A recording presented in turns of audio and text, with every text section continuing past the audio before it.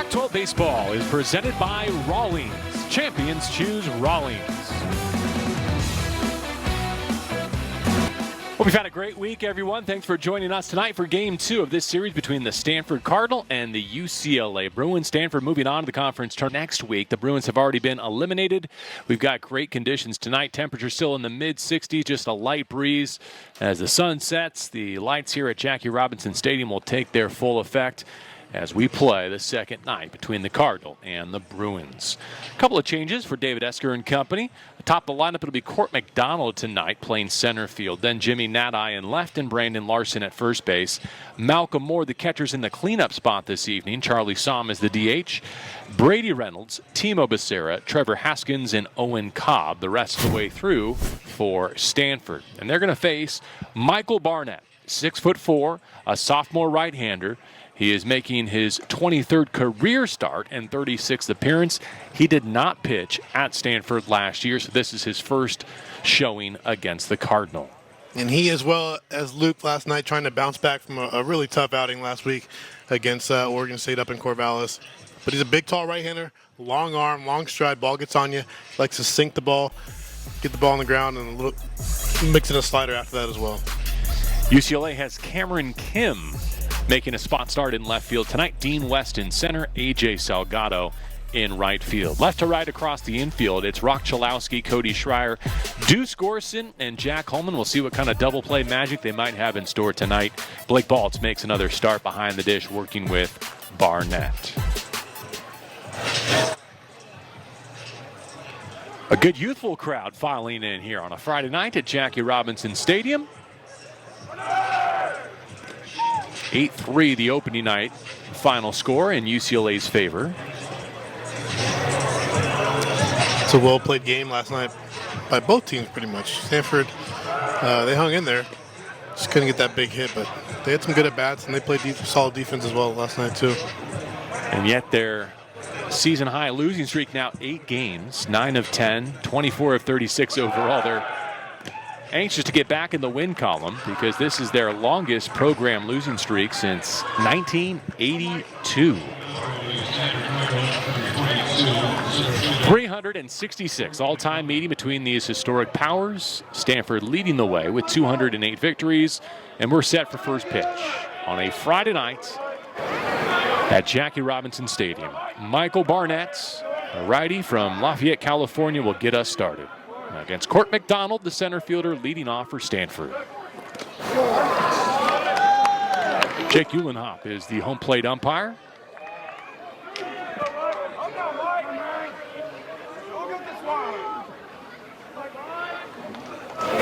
Not seeing Malcolm Moore lead off tonight, put Court McDonald in that one slot. And Barnett goes off speed the first 2 pitches of the game. I already heard you mention his changeup. He can really subtract. Ball and a strike between Barnett and McDonald to get things underway. What a weapon, too, to use against this left-handed heavy lineup. McDonald, Larson, Moore, and Reynolds all batting from the left side against Barnett tonight.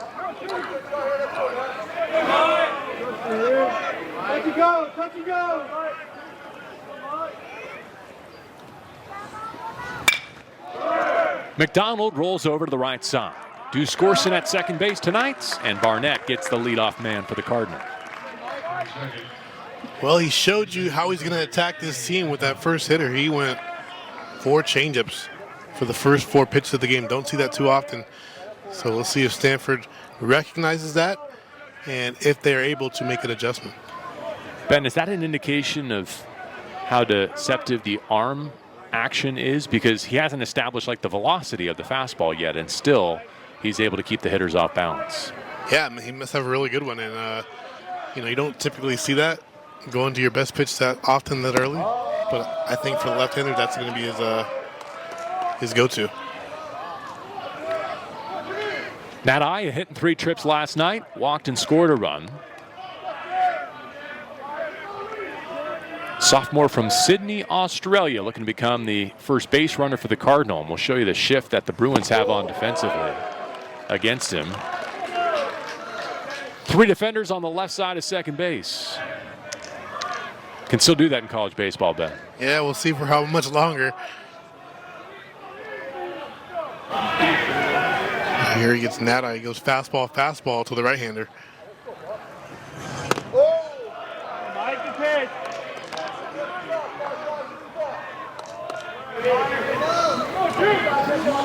So Chalowski, Schreier, and Gorson all crowding that left side on the UCLA infield. Jack Holman's got a long way to go to cover first.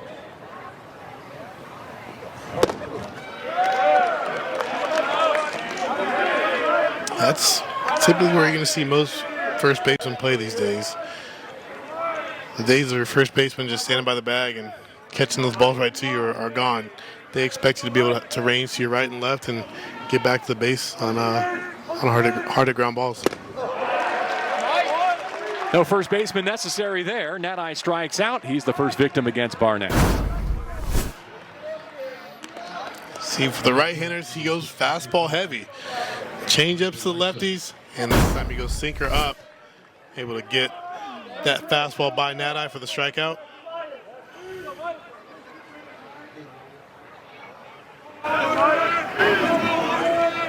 Now Larson. Jam shots. And an easy first inning of work for the sophomore right-hander, Michael Barnett. The Cardinal go in order to open night number 2 of this series.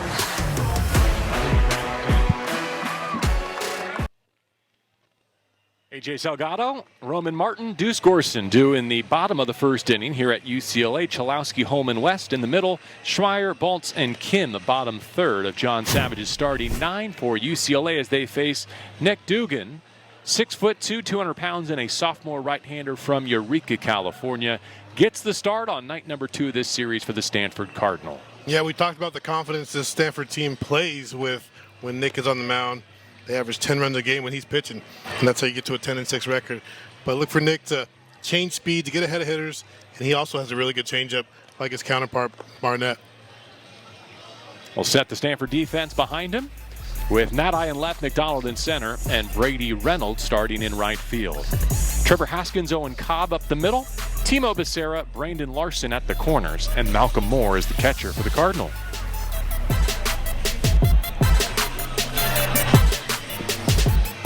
So Stanford goes 1-2-3 in the top half of the inning. We're in the home half of the first here at Jackie Robinson Stadium. Dugan completing his warm-up tosses and set to face the Bruins. Action getting started around the Pac-12 tonight, including Oregon State and Arizona trying to decide the top seed in the regular season championship. Washington trying to play its way into the field at Cal. Utah and USC also deciding some seeding across town.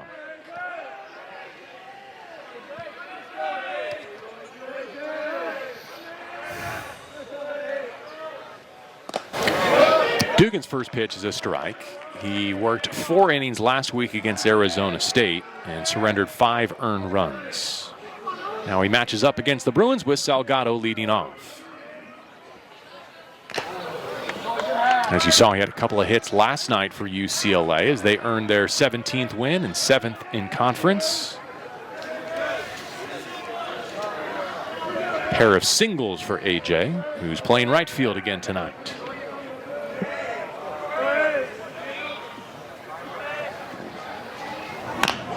Off the end of the bats,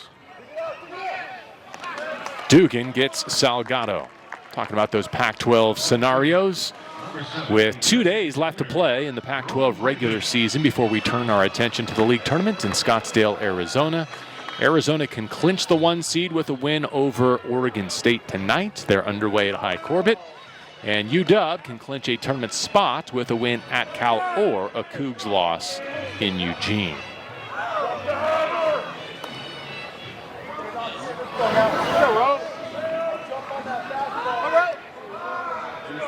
So Salgado is out number 1. Here's Roman Martin. But behind that fastball, sends it into the parking lot. Jumps on the first pitch. Disappointed in himself that he wasn't able to put that one in play. Had a good pitch to hit. And he settles in here.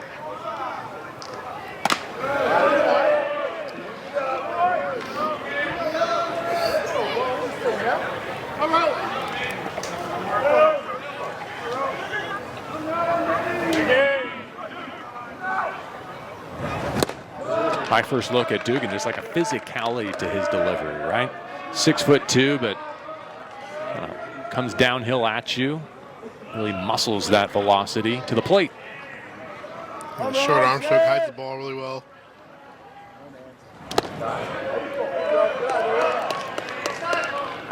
So his fastball is usually going to be in the 88 to 90 range, but it's going to play up because of that short arm stroke and that high glove front side on his delivery.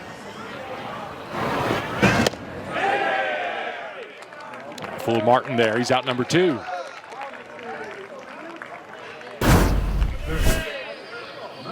Yes, he did fool him. It was a good look at that changeup, and Roman couldn't hold up.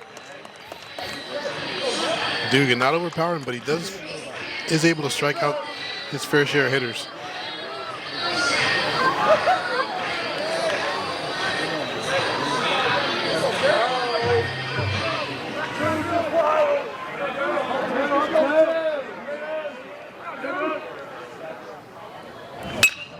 Deuce Gorson to the opposite field and deep, pushing Nati back, and the yard will hold it.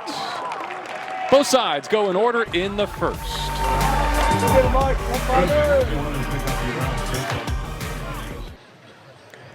Before we get too deep into this Friday night, here's the format. If the Pac-12 tournament started right now, Arizona would be the top seed, and they'd be in Pool A with USC and Washington. Pool B would consist of the Bees, the Sun Devils, and the Cardinal. And Pool C, Oregon, Utah, and Cal.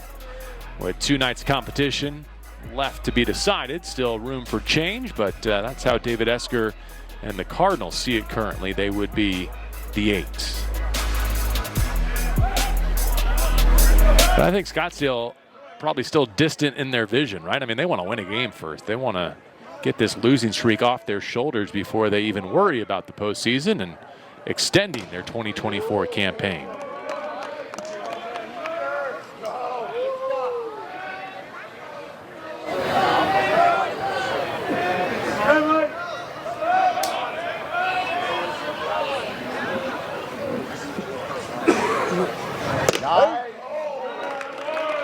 Once again, Barnett drops it on the outer half.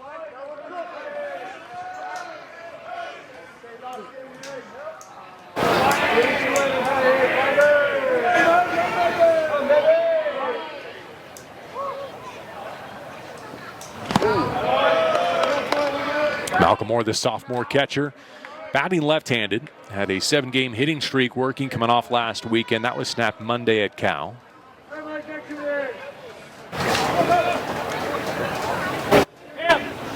He's got 8 home runs in conference play. Sits in a 2-1 count.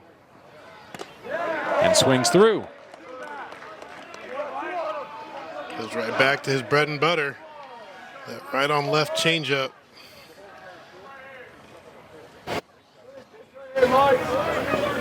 What is it about change pieces that even if you know it's coming, can just be so difficult to lay off as he just did there? Exactly. A good one will start in the zone, so you think it's going to be a strike. You are looking for it. But if it tails and drops like this one did, Malcolm did a good job at laying off. That's how you can still get some misses. So if you put it in a good spot, it's located well. It doesn't matter if you know it's coming. It comes up and in with some heat there. So it looks so good out of the hand. It looks like a pitch you need to hit, and it kind of just runs out of gas and disappears. Yeah, some drop, some tail. Some do both. So it's a great equalizer in baseball. Most of the best pitchers will have a really good changeup or some type of splitter, the best starting pitchers. Full count. Still looking for our first base runner. And there it is. Malcolm Moore, the cleanup man for Stanford, aboard with a walk.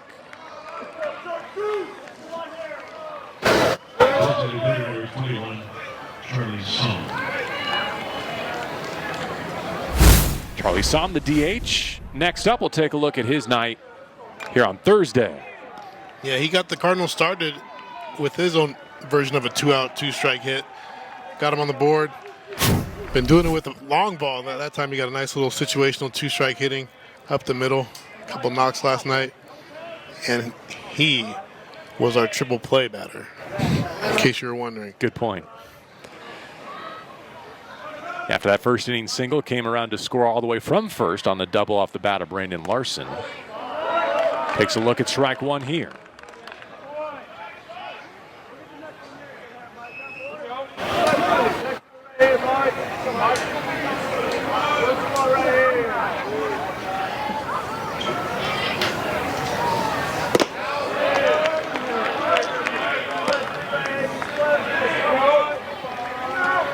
He's got the catcher at first base ahead of him. Malcolm Moore does not have a stolen bag in 2 attempts so far this season.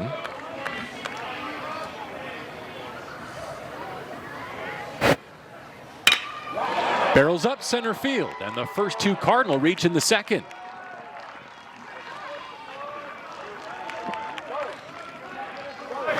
Sam does it again.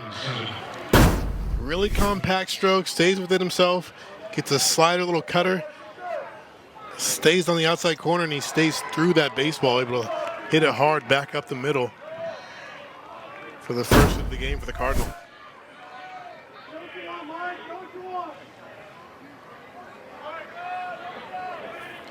So the freshman from Bakersfield, California, Brady Reynolds, digs in with a chance to do some damage here early in night number 2 of the series. Brady's playing right field tonight for Stanford. Up the middle and past a diving Deuce Gorson. Malcolm Moore will score from second. The throw goes to third, and the Cardinal are at the corners with a 1-0 lead.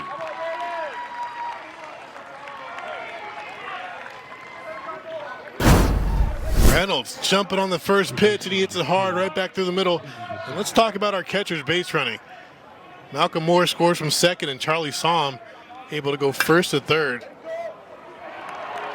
Set the Cardinal up for a big inning here. Good job base run by the 2 catchers. You don't often see 2 catchers in the lineup, and you definitely don't see them back-to-back in the lineup, but both those guys showed they could handle that with their base running, using their legs in this second inning.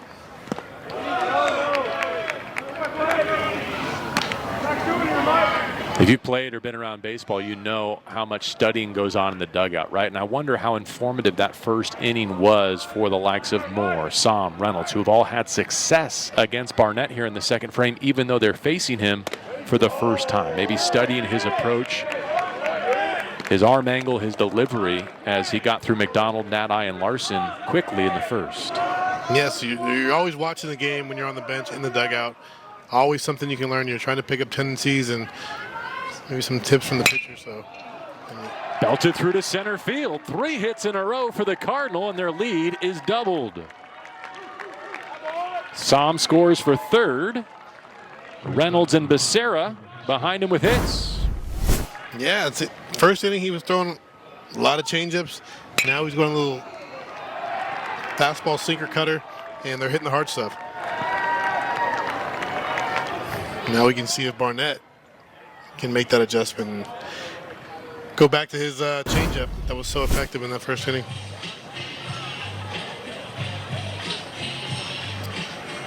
Now, such a promising first inning has gone the other way here in the second, and this is coming off a trip to Corvallis where he gave up a dozen hits and 10 earned runs. So a quick reset from his skipper, John Savage. Still looking for the first out of the second inning. And Reynolds and Becerra aboard in front of Trevor Haskins next. Yeah, and of those 10 runs, it was one big inning that really did him in. 7-run inning. So he needs to try and stop the bleeding tonight. See if he can roll up a double play like his buddy Luke Jewett did last night.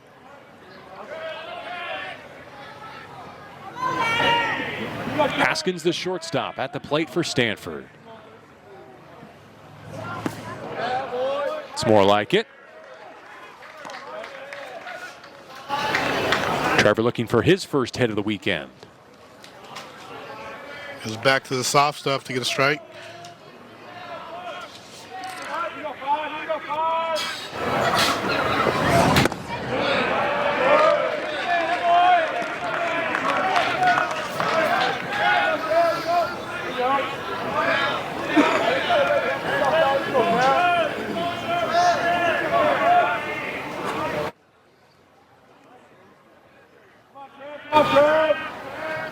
Two-strike pitch. And he spots it on the outside corner. It's good recovery from Michael Barnett.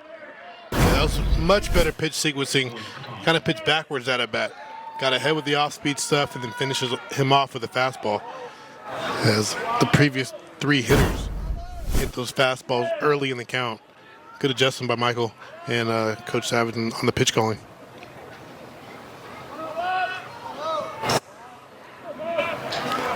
No let up here in the Stanford order. He's at the 9 spot, but it's Owen Cobb with an average of .312 this season. And he looks at strike 1. Right there.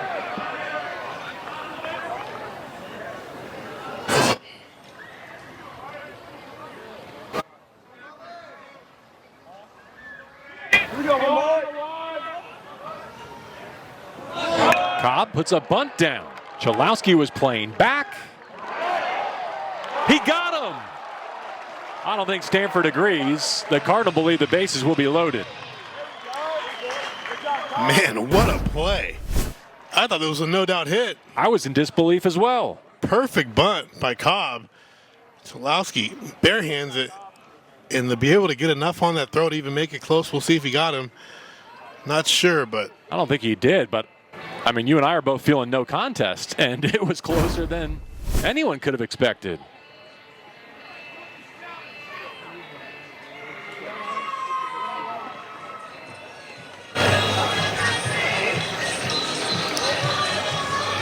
Kyle Karras was so good down there at third base for UCLA for so many years. Fluid charging balls like that, and Chalowski's picked up right where they left off. Man, that was a special play. Irregardless of the outer safe call, but the athleticism, the arm strength.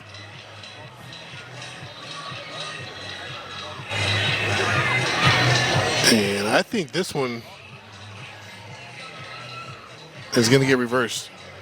I do too, but to your point, it doesn't deny the highlight from Chalowski. And I'm sure he dropped some jaws with a lot of scouts in attendance. So much to like about this young man's game. You can add that to the list.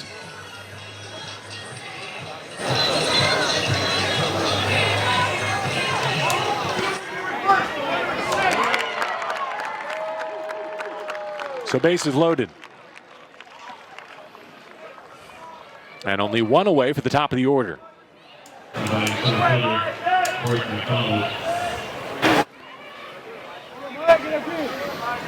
Fourth hit of the inning for the Stanford lineup, plus a walk to lead things off for Malcolm Moore, who scored the first run.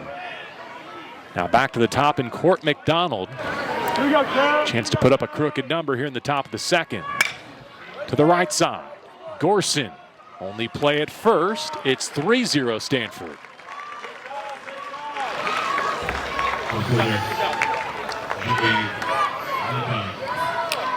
Gorson takes it, the only play he could right there, going to first base. Court puts that in a spot where they're not going to be able to turn 2.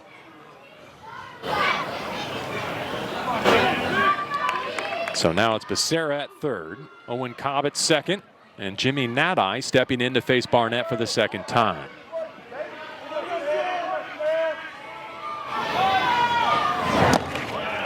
Once again, the shift on with the infield placing 3 Bruins on the left side of second base.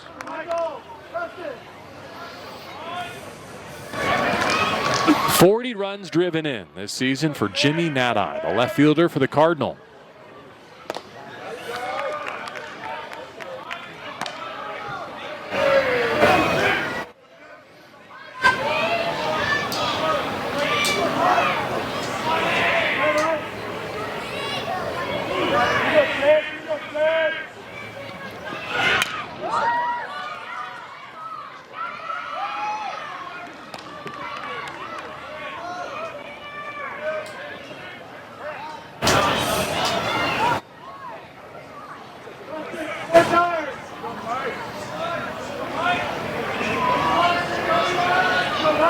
Barnett trying to stop the bleeding.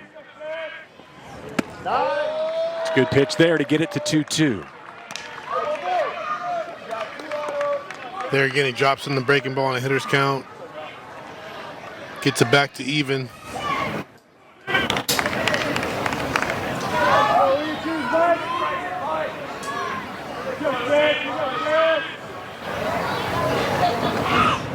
Swing and a miss from Nadai. So it ends with a strikeout, but not before Stanford grabs the first 3 runs of the game on 4 hits and a... Stanford taking advantage of a leadoff walk drawn by Malcolm Moore, then 3 straight hits from Somm, Reynolds, and Becerra. They wind up with 3 runs on 4 hits in that inning to grab the lead here in Game 2 at Jackie Robinson Stadium. Ben Francisco, J.B. Long, and the head coach of the Cardinal, David Esker, joining us from that first base dugout. How'd you think your Cardinal went to work and turned that first inning sample size into some run-scoring opportunities in the second? A little better than yesterday. I think we got 4 singles and scored 1 run yesterday. So at least it got a crooked number up there. So, but we're going to have to pitch well and play defense. And UCLA played well last night, so they'll be ready to go. Yeah, talk about your 2 catchers tandem. You got them batting back-to-back in the order, and they showed off their base running ability in that inning, going first and third. Yeah, you know what? I think Somm got to about 10, 11 miles an hour on that one. Yesterday he was running between second and third, and I asked him when he got into the dugout, I said, was there quicksand out there? I gave him props. It was first to home. He had a long way to go. Yeah. Nick Dugan on the mound for you tonight as he faces Rock Chalowski, the star freshman third baseman. Hey, good challenge there, but still, what a dazzling play on that bunt that Chalowski you know what? made. I couldn't believe he got the throw off, and the play was close. So I was wondering whether it was going to be definitive, whether we get reversed or not. So we thought he was safe, but still, if it's close, you may not get that thing turned over. How about Nick on the mound and the run support he's received, the fact that the Cardinals seem to respond and play well when he takes the ball for you? Yeah, you know what? And he struggled a little bit lately. We normally score some runs for him. I know some of the other starters get a little jealous that sometimes we score when he pitches. But he's been struggling a little bit with his changeup. That's going to be the key tonight. If you see if his changeup is working, and then he gets a little differential fastball to change. Becerra down at third with a little bit extra there to get the speedy Rock Chalowski. Congrats on making the tournament last night by virtue of Washington State's loss. And did you guys come with your bags packed? Are you heading straight down to Scottsdale from here? We'll probably go back to Palo Alto. Okay. There was no certainty that we were going to be able to do that. We did the proverbial back right in. So hopefully we can get a win so we can feel like we earned it. How important is that to kind of go into next week feeling like you put together some good baseball here at UCLA? I'm telling you right now, it's not matching up. I think we're probably the hottest team in the league right now is ASU, and that's probably who we're matched up with as it stands today. So we can have our hands full because they are really hitting the heck out of the ball. I think they beat Texas Tech like 21-5 in 7 innings yesterday, and I believe it because they came into Palo Alto last week and really swung the bats well. Well, we look forward to seeing you there, and glad that Stanford's going to be a participant. You've had such great postseason success. Once the Cardinal get in, I don't think anyone in the Pac-12 tournament's going to be happy to face you, David. Well, I appreciate that. Thanks, guys. All right, thanks for your insights here on night number 2 of the series with Jack Holman at the plate up against Nick Dugan. Able to lay off that 0-2. So they're down to Palo Alto after the game tomorrow, 12 o'clock start, and then right back Sunday evening. Game Monday. I get what he's saying there, though, right? You don't want to pack for next week and end up just carrying your luggage back home if things really went against you here. But what he said about ASU makes sense. The Sun Devils homered 11 times at Sunken Diamond last week. Put 39 runs on Stanford in those 3 games.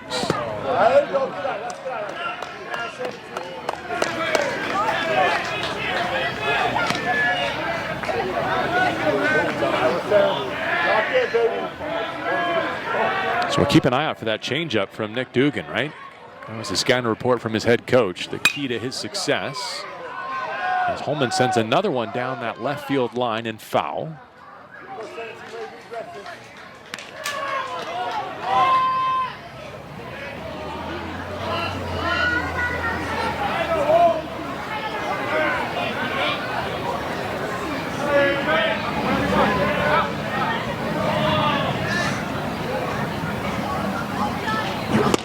There it is. Dugan strikes out Holman, his second of the night, and he's retired the first 5 Bruins. And the key to a good changeup is deception and selling it. And you can see his arm speed the exact same as his fastball.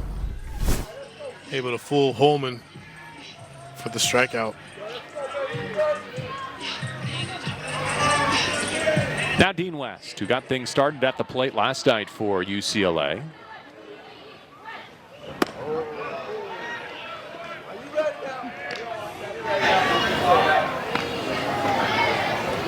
Doubled his RBI total with one swing.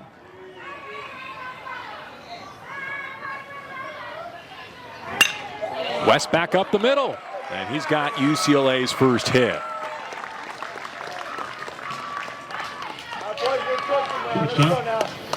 Hard hit single back to the box. Saw him shoot the opposite field hole last night, and he stays back on that backside, short down through the baseball, hard up the middle, textbook. We saw him get picked off last night. I know we got a talking to from Nico Gallego over there at first base, and Coach Savage was not happy, so we'll see if he keeps his eyes on the pitcher tonight. So I'm sure Stanford will try that again and pick off while he's looking. First pitch misses to Cody Schreier, adding some depth to the UCLA order, appearing in the 7th spot once again this evening.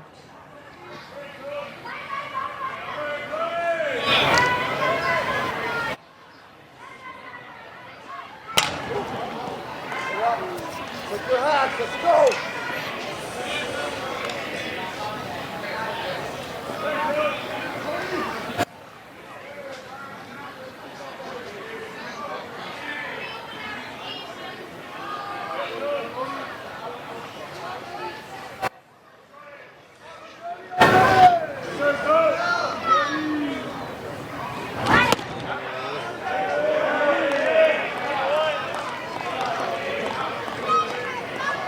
Just missed on the outside half. Saw UCLA do a good job last night of not chasing, making the Stanford pitchers throw the ball over the plate. Schreier lays off a tough pitch right there. He attacks a breaking ball and a bit out in front of it. So that's a long strike 2. Down at first base, West has played less than half the schedule for UCLA, but he does have a couple of stolen bases in 2 attempts.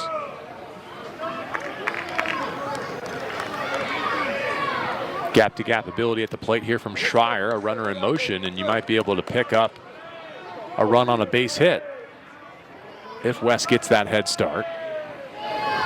He's not moving on 2-2, and it's a liner to second, and Owen Cobb read his scouting report. A hit, but that's it in the UCLA second. Cardinal by 3.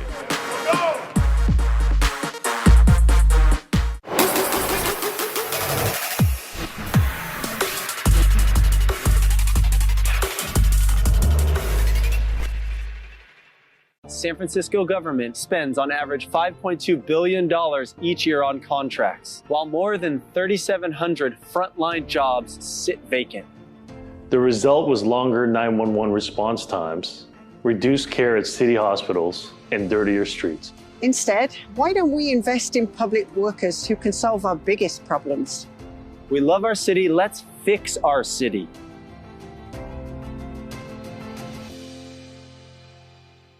San Francisco is the city we love. Since we love our city, it's time to face up to our biggest problems. Instead of investing in vital public services, San Francisco government is selling out to private contractors. Instead, why don't we invest in public workers who can solve our biggest problems? We love our city. Let's fix our city.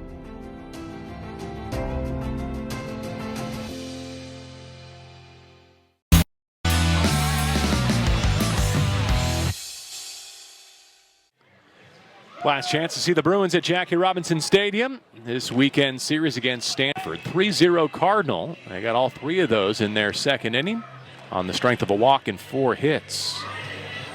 Looking to force a rubber match tomorrow at noon in Game 3, the regular season finale.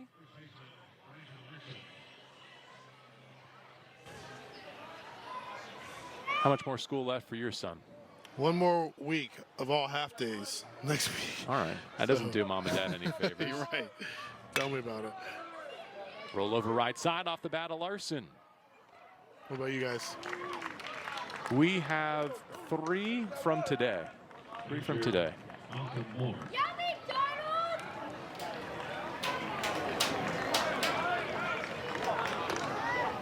But I think everyone's in baseball mode at this point. They're all second semester seniors, it feels like. That time of year.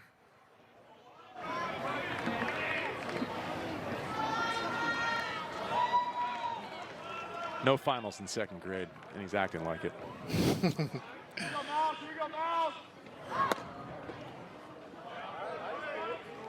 Any words of wisdom you'd offer Michael Barnett based on what you've seen from 2 really disparate innings so far?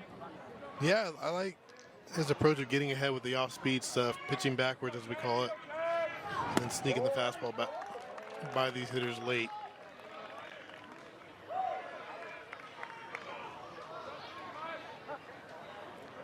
Try and get in some plus counts and add a few miles per hour to that fastball, having pitched soft to begin the at-bat.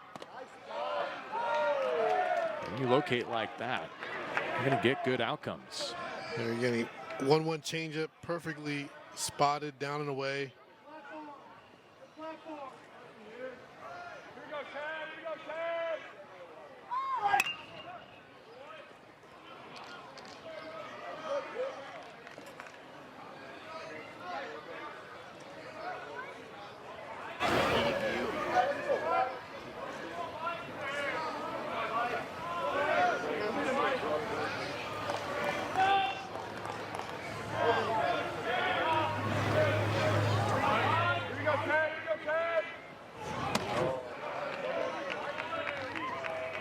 Moore got last inning started with that well-earned leadoff walk. He was the first Cardinal base runner. And the first of 3 runs.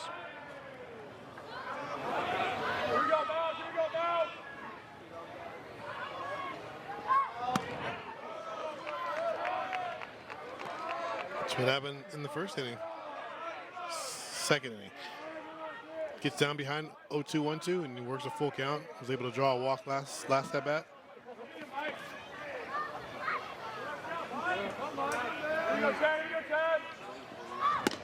Swing and a miss. Barnett blew it past him. Set him up. Soft, the whole at bat. Gets a 3-2 and he goes fastball up. Malcolm Moore probably looking off speed in that circumstance.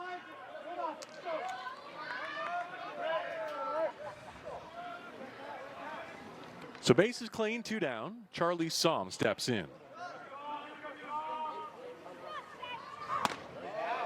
He 2-waves through.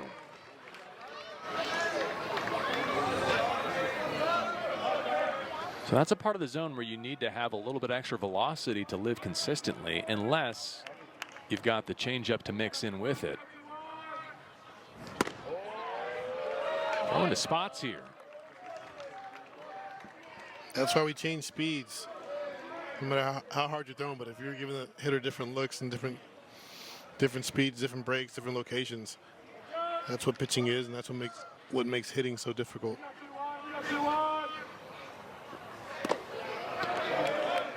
So you're saying the radar gun is not what makes Michael Barnett effective when he's at his best?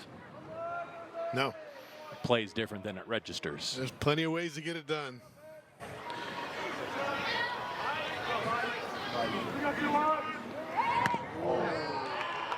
Front door breaking ball, and it runs in and off Charlie Somm. So he's aboard with 2 down.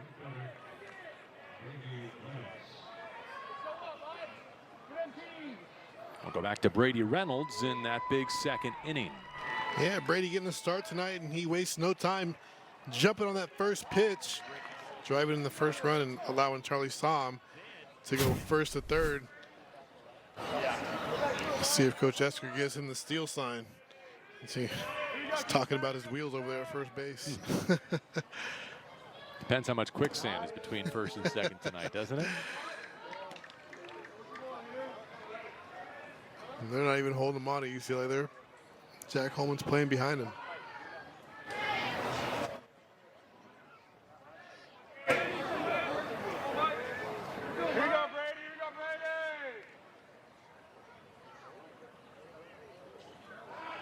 Wow.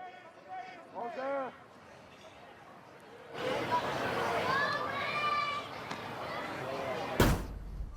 thought that might have been a balk. He's not holding him on.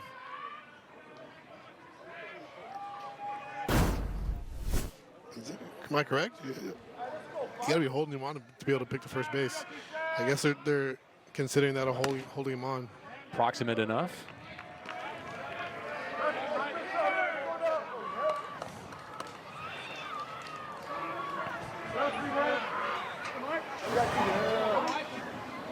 Here we go, Brady. Here we go, Brady. Come on.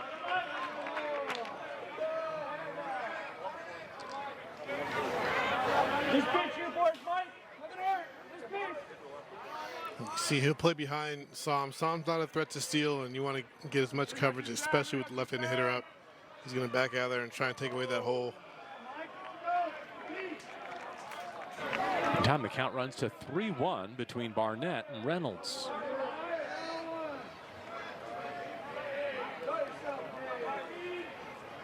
Here we go, Brady. Here we go, Brady. Brady Reynolds connects to rights, and it stays up for A.J. Salgado. A hit batter does no damage in the Stanford third. Ready, set, dream cabin nestled in the woods. Just 4 hours to go. New job halfway across the country. Butterflies before a first date. Audition for a role made for you. Hopefully. Biggest game of your lives. There's go in everything you do. That's why 76 is there to fuel all the ways you go, go, go. The Pac-12 Spring Pastime continues with the third annual Pac-12 Baseball Tournament. The top 9 teams in the conference battling it out on the diamond. Live from Scottsdale Stadium, the perfect destination for any road trip. So grab your glove and put on your rally caps and score your seats now to the greatest show on dirt. The 2024 Pac-12 Baseball Tournament, May 21st through 25th. Visit pac-12.com/tickets. Pac-12 baseball is presented by Watch Sports, the official live event guide of the Pac-12. Download today. We head to the home third here at Jackie Robinson on a Friday night in Los Angeles. Glad you're with us. Ben Francisco, J.B. Long, the Stanford Cardinal, with 3 runs on 4 hits. UCLA still looking to get on the board as they have 8, 9, and 1 due to face Nick Dugan tonight. Bruins can clinch a series with a win here. Stanford can split and force the rubber match to be decided in the regular season finale tomorrow. So far, just a single against Nick Dugan, the sophomore right-hander. They'll link up with Blake Baltz, the UCLA catcher, for the first time tonight as we pick up the bottom of the third. Sunny start to this game, too. Now some cloud cover as the sun sets. And a liner down to third. Timo Becerra with the sweet hands.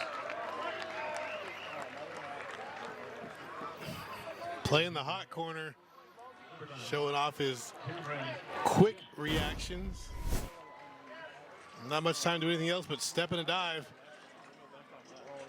Nice swing by Baltz. A great play by Becerra.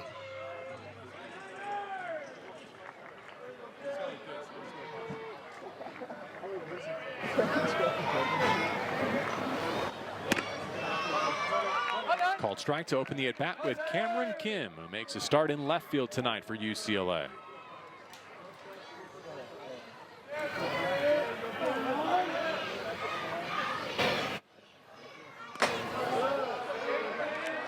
Kim's a 6'3" freshman out of Norco High School.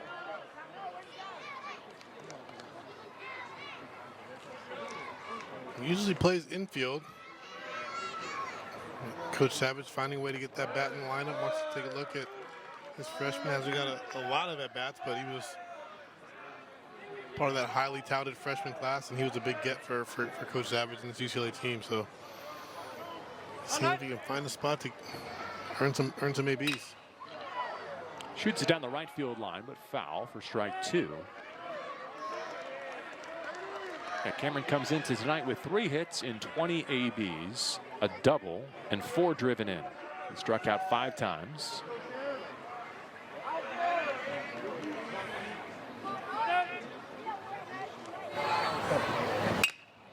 Chopper to second.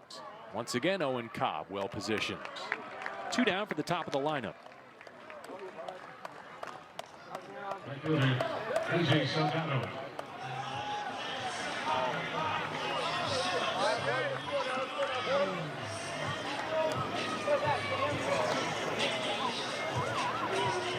So first lap through the UCLA order. Only 1 base runner, Dean West single. Salgado grounded back to the pitcher to begin the night for UCLA. Here he is again. Left-handed hitting corner outfielder. Chops a breaking ball foul. AJ's a redshirt junior from Glendora, California. Spent a couple of seasons at Cal State LA.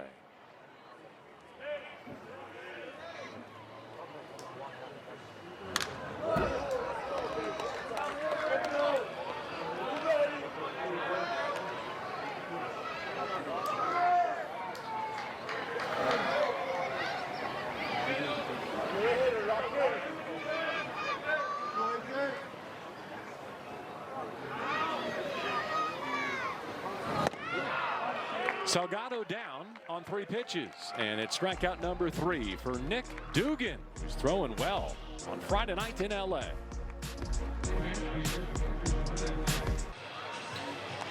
Our team is debating which insect that was in the bird's beak there. Grasshopper was the leading candidate. 3-0 Stanford as we welcome back to Jackie Robinson Stadium for the top of the 4th inning. I got just grass for the nest. Yeah, that's not dinner. I don't think so. If I were him, I would just wait for the popcorn to fall, and I would just have a field day once everyone departs. Yeah.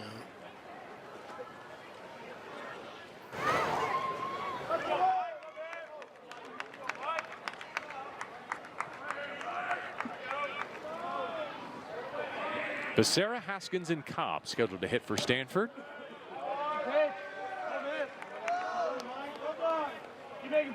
Seen 2 very effective innings of work from Michael Barnett on the mound, and then one where the Cardinals sent 8 batters to the plate against him and got all 3 of their runs.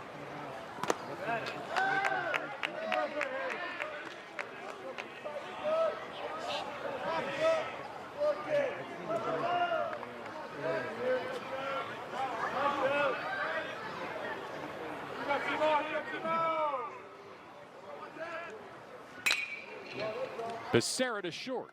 Schreier has to wait for it and throws him out from the cut of the outfield grass.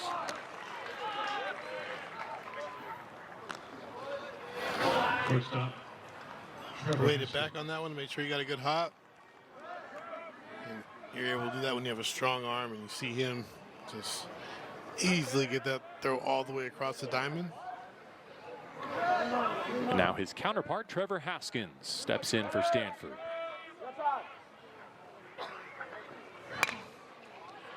Foul of third.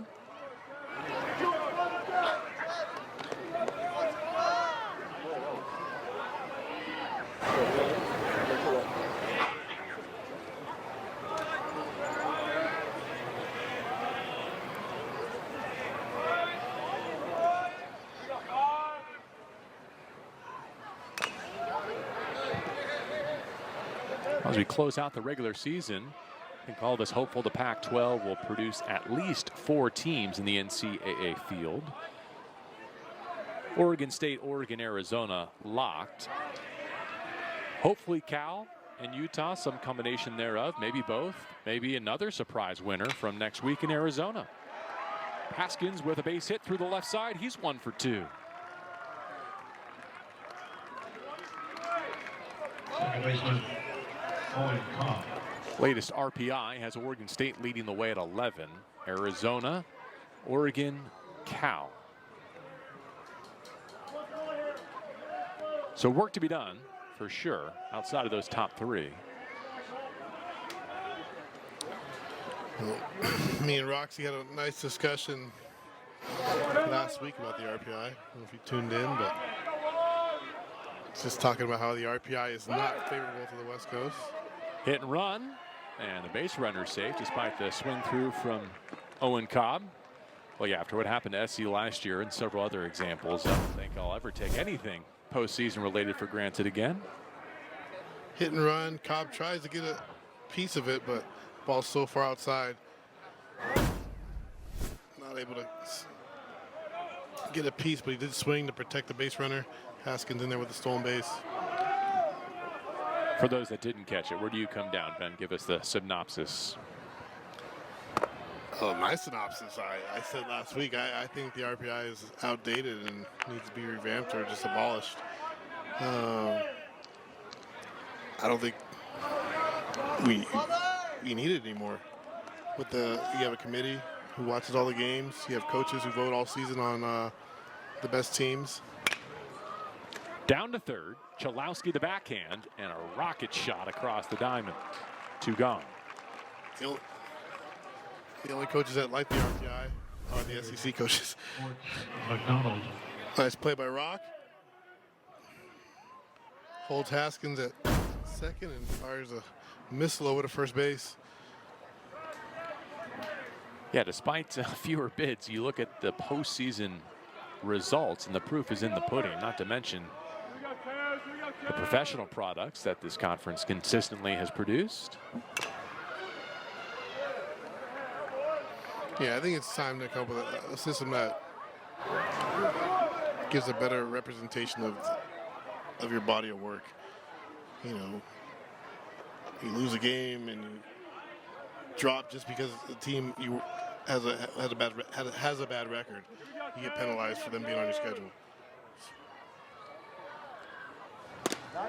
The geography plays so heavily into it. Exactly. I mean, how is Arizona from Tucson supposed to schedule in a way that can goose the RPI in their favor? That's or what we're talking about Utah. Utah, the only schools next to them are Utah Valley and Utah Tech, and they play those teams and they drop in the RPI.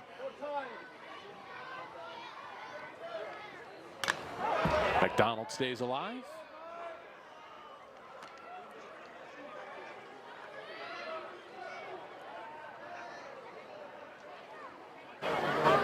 Well, as these power programs disperse, maybe we'll look back and say, oh, well, Stanford wins the ACC, UCLA wins the Big Ten, Arizona State wins the Big 12, and we'll look back and think of all the bids that should have been had all those years. Right. It'll be interesting. It's the 2013 Natty for the Bruins.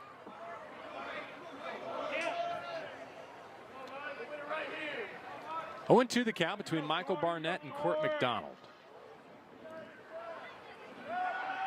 An inside move to keep tabs on Trevor Haskins, who's there with a single and a stolen bag.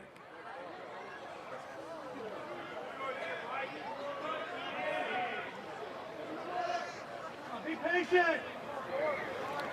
McDonald has grounded out to second base twice so far tonight. Second of those drove in a run. Off the glove of the pitcher, and Gorson still got him.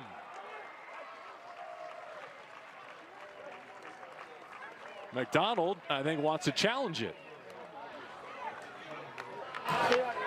They're going to hold the Bruins on defense until a final conclusion is reached. For now, it's the third 4-3 of the night for McDonald, but this one, 1-4-3.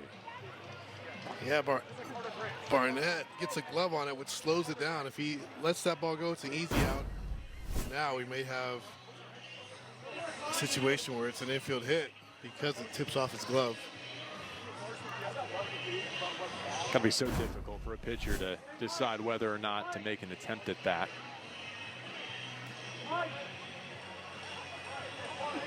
Oof. Call in the field that has to be overcome is out at first to end the inning. That looked like a tie, right? I mean,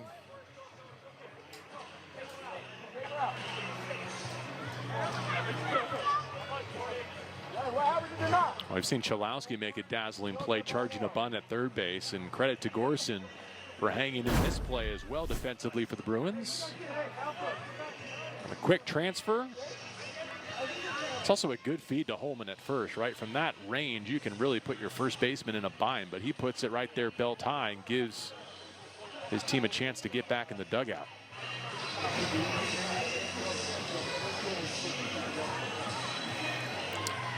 I think the call on the field stands. Yeah, if we're starting from scratch, I think you can make a case for Stanford, but I don't see a definitive angle that shows they got it wrong.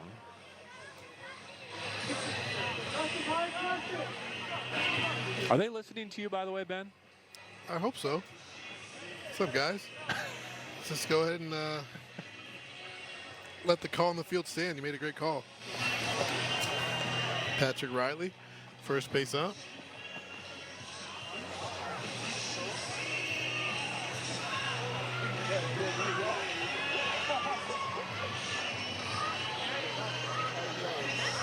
Seems like an interesting tactic they're using there, isn't it, Ben? Kind of like the physical pat on the back. One watches the foot of the base runner, the other watches the ball hit the mitt, and kind of time that out. One's making the call, and the other one's there for moral support.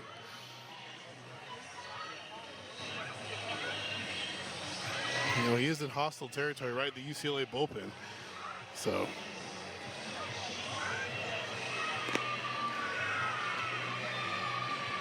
Barnett's taking some tosses in case this inning is extended. Again, we have a replay review in progress. The call on the field is an out at first base inning over.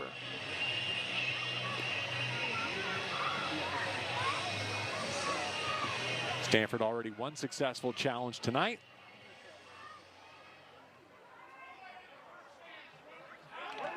And call stands. They got it right. Confirmed at the monitor. We're underway here in the bottom of the fourth inning. Roman Martin leading off for the Bruins offensively. Gorson and Chalowski scheduled to hit, as well as Luke joins us now. Congratulations on that winning effort last night. That had to feel good. Yeah, it was really nice to get that, the last one of the year last night. It was pretty sweet. Awesome. So we got to start with a triple play. Talk about that throw to second base. Let's start there. So I caught the ball, and it was probably the most sped up I've ever been on a baseball field. So I caught the ball, and I don't see any of them breaking towards the bag, and I'm yelling at them that I caught the ball. And so they both break at the same time, and then I thought they stopped. Right as I'm about to throw it, they stopped. So then it was that lob, and then it came out of my hand, and all I could think was, oh no, I screwed this thing up. But then luckily Cody was back there and picked me up a little bit. So. When you say sped up, is that because you know from the minute you glove it that you got a chance to get all three? No, I think it was just I thought it got on me pretty quick and made the catch, and so then it's all right. I just didn't really know what to do at that moment. Let's talk about your game last night. Awesome job, 123 pitches, I think, maybe season high. But you had it all working. A really good slider last night. Really good fastball command. Did you make any adjustments from Oregon State, or just Oregon State was just one of those nights? It was just one of those nights. I mean, each week you can't really dwell on the previous week because it's a new team, new start, new opportunity. So you can kind of just learn from it and grow. And trusted staff scouting report on what he had against Stanford and was all in on every pitch. We talked about working with John Savage and what a great mentor he is for college pitchers. When he comes to the mound to visit you in-game, what are those conversations typically like, and what do you draw from them? Especially you had one last night that really helped you seem to kind of lock in and get finished with that start. Last night, the first thing he told me is you're staying in the game, and I think that's just that reassurance thing. Going deep into the game like that and being in kind of a tough situation, first and second with nobody out in the eighth, just kind of that reassurance like, hey, we're sticking with you, and kind of that builds confidence. And most of the time it's just to slow everything down, let me catch my breath, and almost like a restart in the inning. Awesome. And let's talk about your buddy tonight. Your weekend rotation mate, Barnett. What are you seeing so far? Had that tough second inning, but he looks like he's settled in. Yeah, he's been battled for us all year. With that sinker he's going, he can locate that thing really well whenever he really wants to, and he's getting some help on the outer half, and he knows that, so he's just going to keep going there and painting. But he's a competitor, and all he wants to do is win. So it's nice having him the day after and knowing you're going to get a solid start out of him. Luke, knowing that the end is in sight tomorrow afternoon, what's kind of the temperature of the clubhouse for the Bruins? Like, this is not where they expected to be, not where this group expected to be. How are you taking it emotionally?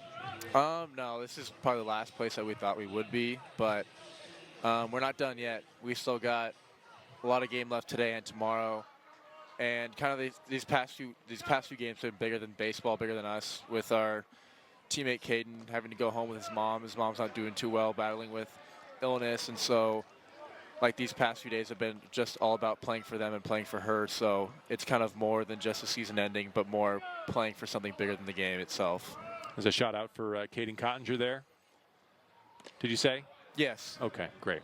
We'll keep that in our thoughts as we call the action tonight, and we'll let you go with Rock Chalowski batting with 2 down. Luke, congratulations on a nice start and a win last night. Thank you. Congrats.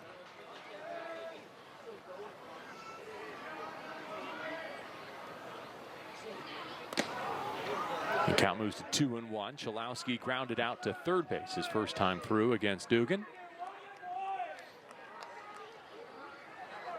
So you get a mound visit in the 8th inning. You got 118 pitches. You got first and second, nobody out. Man, coach comes out. Coach Savage says, "You're staying in the game." How about that confidence and that belief? And that only gives him the confidence, like you said. And that told you a lot about Coach Savage and the trust he has in Luke, and he's earned it with the way he's pitched in his career here.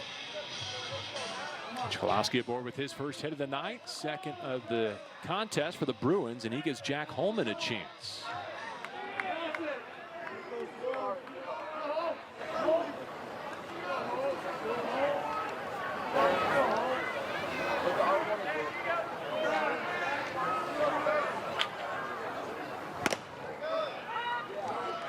Heck fires a fastball for strike one, a mix of twilight and the light towers right now. Hitting conditions for Jack Holman.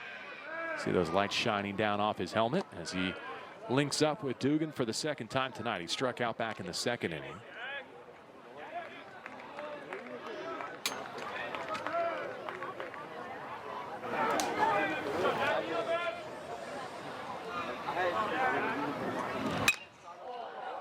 Lifted to left. Nat-I drifting over toward the line, and that'll do it for 4 innings of play. Stanford 3, UCLA 0 at Jackie Robinson Stadium.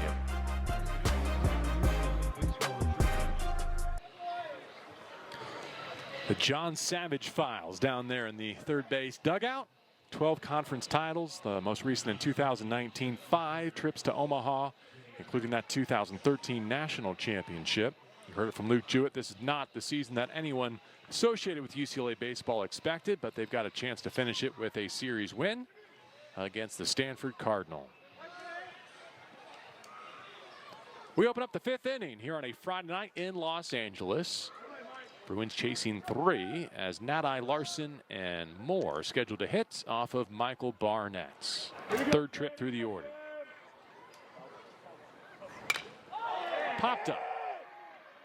Schreier out, Dean West, the center fielder, in.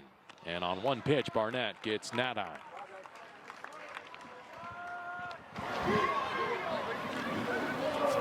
First baseman, Brandon Yerson. So you heard Luke talk about he's got a little bit of a favorable zone on the outside half, and he just keeps peppering it. He said he knows it. And he's going to keep throwing it out there.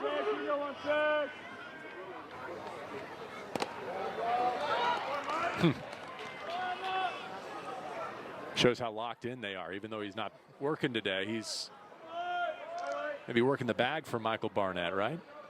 Sharing some course info.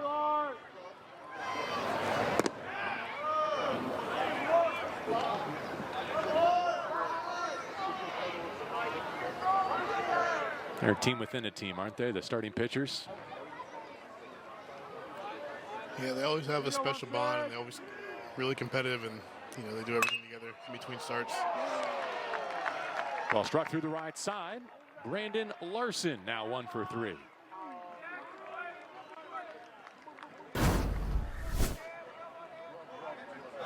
Ball's hit hard. No chance for Holman to get that one.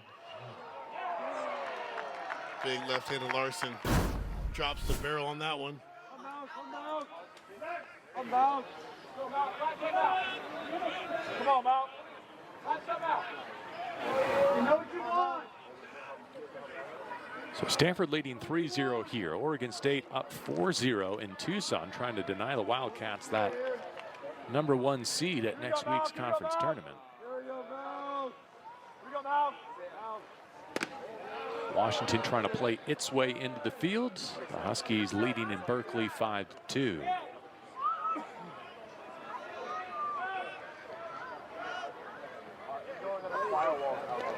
Here we go, 10. Here we go, 10. 10. 10.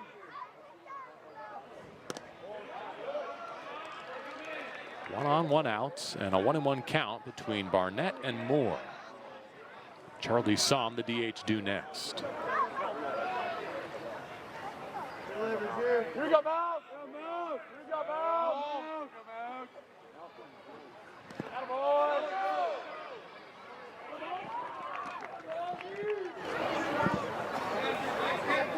Nice job to keep that ball in front by Baltz. What you want, Mike? Like getting the start at catcher the first 2 nights of this series.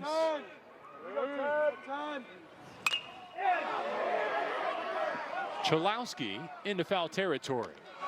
Barnett able to get in on the hands of Moore, and that's out number 2. It's 2 at bats in a row. He's been able to get to Moore with a fastball late in the count.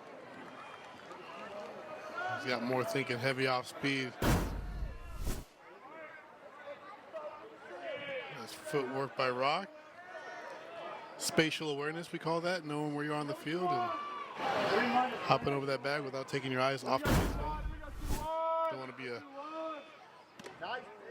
representative on college baseball bloopers, I guess.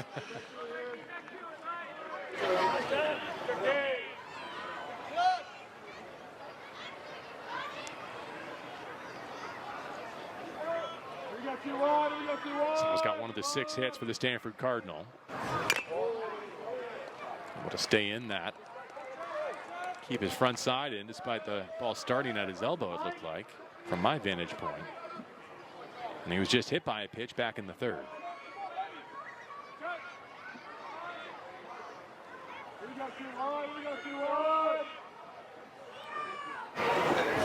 I think that arm guard says Chuck Nasty, if I read it correctly. Charlie Somm. What do you think? Yeah. I'm going to change that on my lineup card. He's no longer Charlie Somm. He's now Chuck Nasty.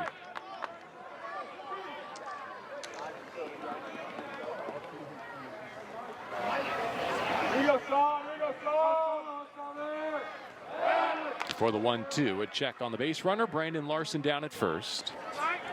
Larson's aboard with a 1-out single. 1 stolen bag and 1 attempt for Stanford so far this season.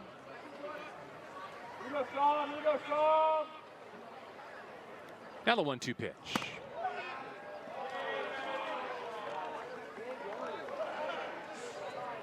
Court McDonald, the leadoff man, is Stanford's true blaze on the base paths. He leads the team with 11 stolen bases. Nada not bad either. He's got 5. 2-2 fouled off.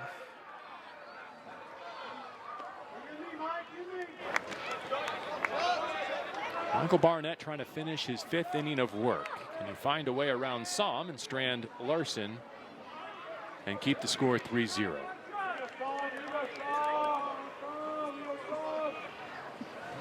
Yes, he can. And punctuates it, doesn't he? On his way back to the dugout. His 5th strikeout.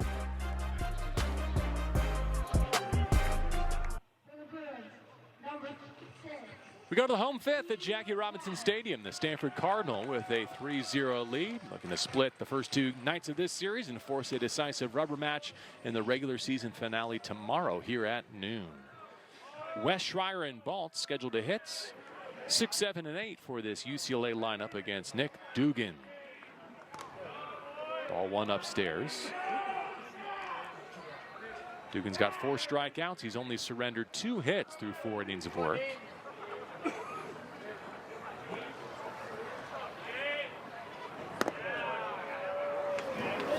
You started our night by noting that Nick often gets healthy run support, and then David Esker pointed out that that's not lost on his fellow pitching staff mates. They've apparently teased him about all the run support he gets, but in front by 3 here as we enter the middle innings. There's always one guy who seems to get all the runs and another one who gets none of the runs. So Nick has been the recipient. As I said, they average over 10 runs a game when he pitches. Well, especially in college baseball, when it kind of sets up with the Friday night starter, in this case, pitching on a Thursday, like that matters. And that's probably part of the weight that comes with being the opening night guy in college baseball is you know that the opposing ace is out there too, and so your offense is going to have to battle all night long. Number 3, Cody Schreier. West aboard for the second time tonight in front of Cody Schreier. It's the first walk that Nick has issued. In the dirt, Schreier holding up his hand, instructing West to stay put.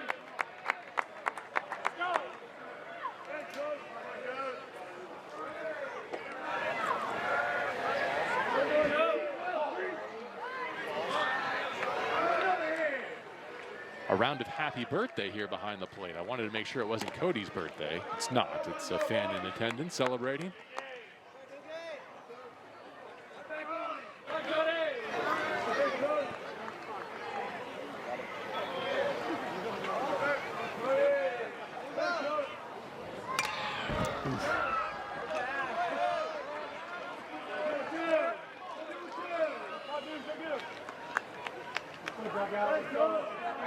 Good swing by Cody, but the fact that he's got that changeup in the back of his mind just causing him to be a tick late on that fastball down the middle.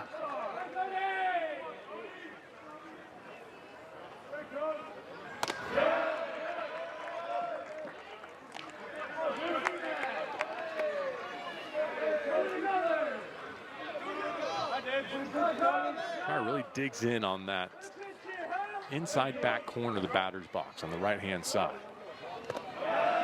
Lodges that toe cleat right in a 90-degree angle. Don't think the design was to have him batting 7th in this order by any stretch of the imagination, but it actually plays pretty nicely for UCLA in terms of how we've seen it through 2 nights. Yeah, you see Stanford having Owen Cobb, who's been their most consistent hitter all season. He bats 9th. Hangs with that 3-2 on a hop to Becerra. Lead out at second. Not in time on the turn. So Schreier takes over at first base for West. 1 away. Becerra's getting some action over there at the hot corner. What a play. This ball's smashed. A rocket. Skips right into his glove. Good feed. And Schreier showing the wheels to be able to beat that out.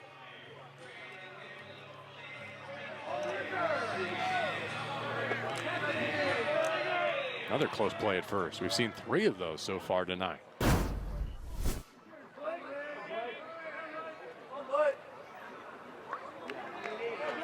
Now the catcher bolts. He lined down to third. Speaking of his last time through, they throw behind Schreier here. He's back safely.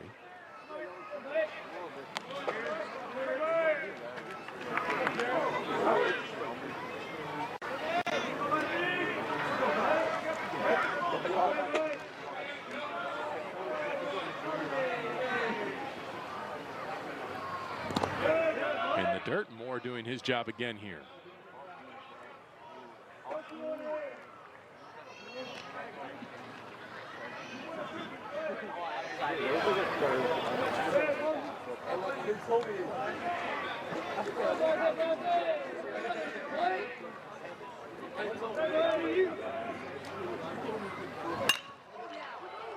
On the screws again, and this time the Cardinals spin it.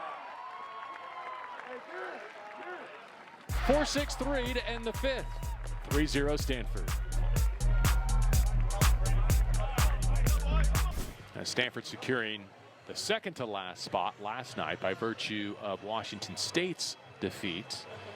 Here in game 2, they lead the UCLA Bruins 3-0. Back with Ben Francisco, J.B. Wong. Michael Barnett continues on the bump for the Bruins. He'll face Reynolds, Becerra, and Haskins. 6, 7, and 8 in the Stanford order.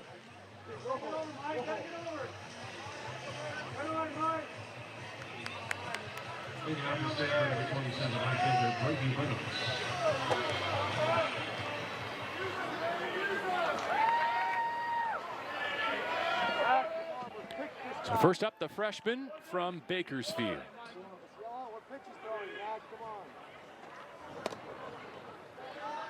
Reynolds with a couple of home runs, 14 driven in this season. He's 1 for 2 today with an RBI knock. Here we go, Brady!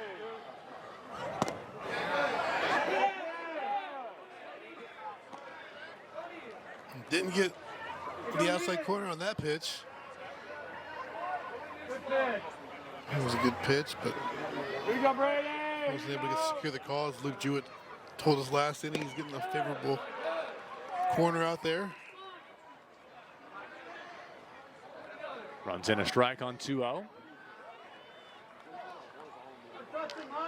Bruins playing Reynolds to pull here as he bats in the top of the 6th inning.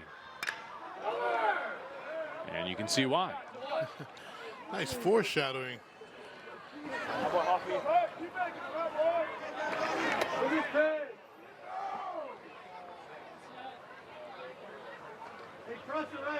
Great conditions tonight. A very comfortable evening. Cool but not chilly. Flags laying flat. Barely a breeze. And we continue under the lights now.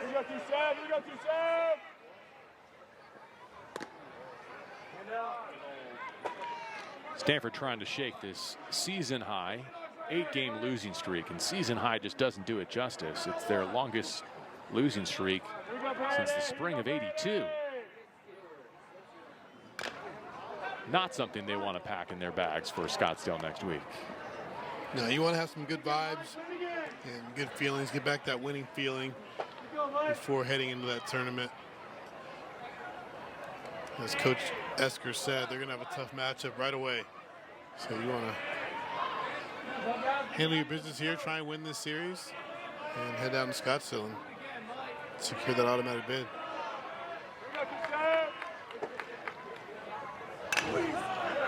I will say, and not because I'm surprised, but I think it's bears mentioning here at the midway point of this series that despite deflating outcomes this year for both of these proud programs, you would never know what their records actually are based on the way they played through a night and a half. It's been clean baseball. It's been sharp. There's been a lot for both sides to hang their caps on.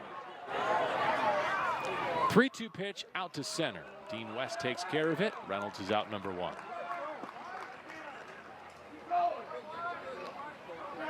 Dean camping under that one. I thought he might have a tough time with the twilight, that night sky, but hustles in and makes that play.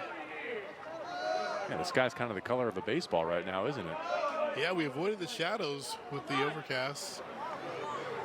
And now the outfielders are dealing with that in-between dusk.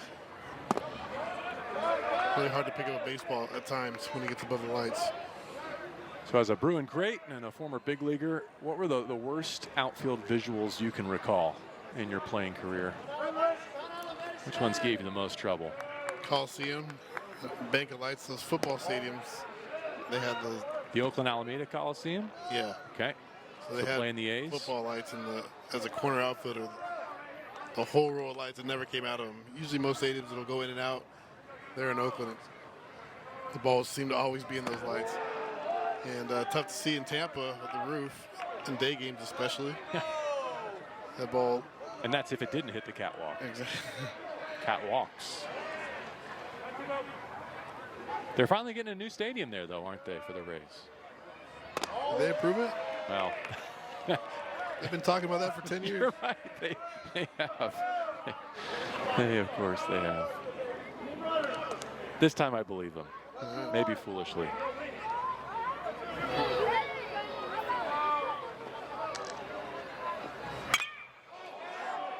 To deep left. Kim is out there, and he's going to pull up in front of the track without number 2. How about the best place to play outfield? Where are your favorite big league stops? Seattle was fun. Nice padded wall there. Anywhere where there's a padded wall is a plus. You know, and not too tricky. I didn't like the high walls and the nooks and crannies that some of these parks have. Let's see. Good question. Seattle. Like in Houston when they actually had the flagpole in the field of play. And that, yep. That was not Hill one of in my center favorites. field. Anaheim was a good place to play off of that.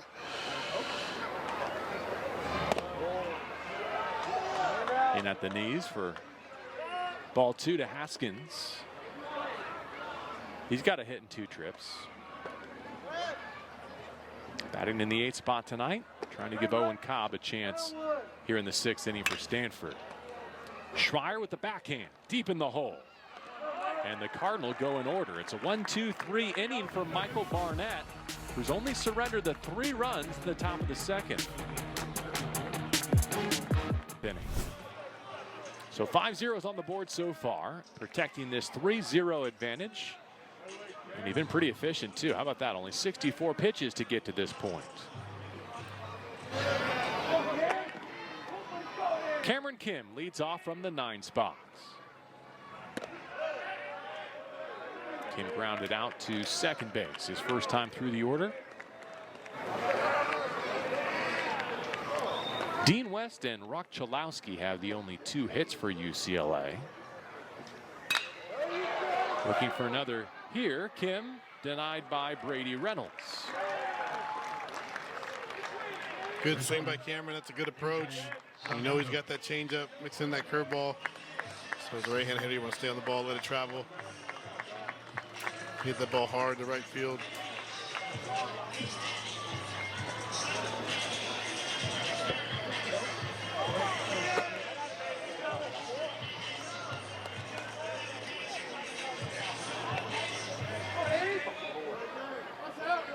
A.J. Salgado now.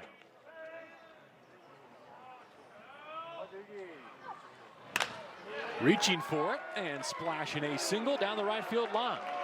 Salgado wants a double. And he's able to dig for 2. A 1-out hit. And it's the 3rd of the game for this UCLA lineup. Yeah, UCLA finally gets someone in the scoring position. Salgado been getting beat with that changeup all night. This time he's waiting for it on the first pitch. And he rips it in the right field for a double. It's his 5th double of the season.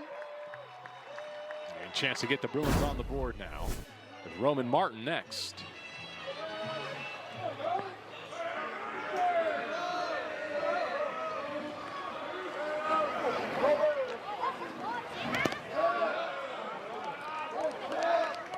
Meantime, I was just kind of flipping through the game log this season for Nick Dugan on the mound. He worked 5 innings at Arizona a couple weeks ago, 5 at Oregon State earlier this season, 5 at Utah also in conference play.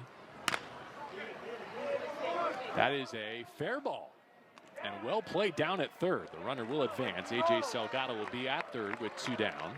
But Timo Becerra playing it right down the line.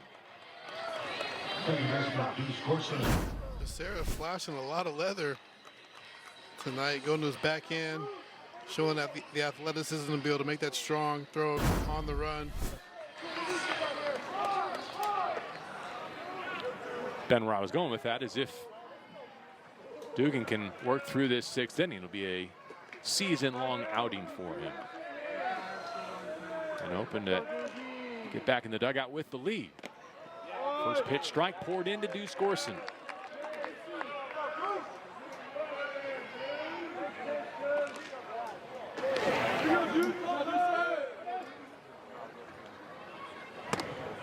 Working away from the 3-hitter again. Gorson 0 for 2 with a fly out and a ground ball out as well so far this evening against the sophomore right-hander.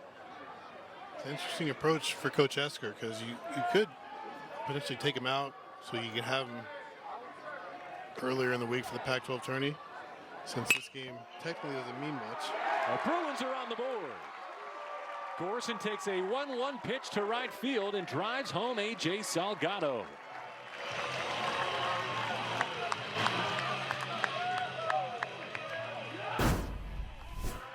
Good swing by Deuce. And the UCLA left-handed hitters have been ready for the changeup in this inning. Third time seeing Dugan. And they made the necessary adjustments so far. 27th RBI of the season for Deuce. And Rock Chalowski now representing a potential tie and run.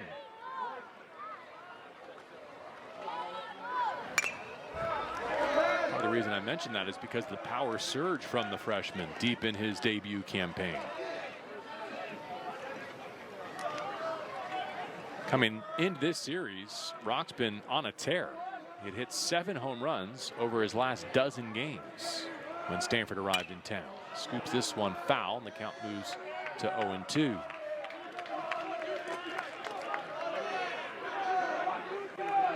The lone Bruin to appear in every game so far this season.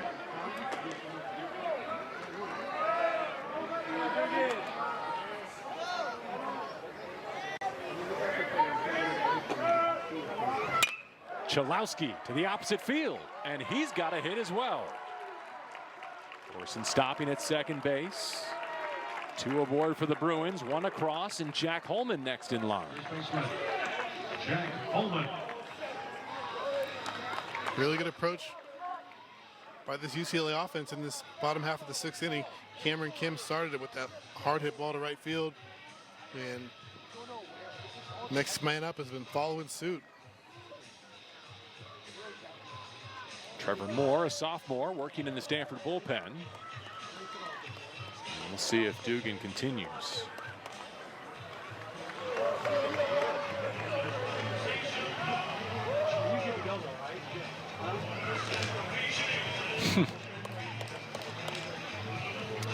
He's done. Was cruising right along with 1 out here in the 6th inning. Salgado got a double and scored on Gorson's RBI hit. Chalowski with a single behind him.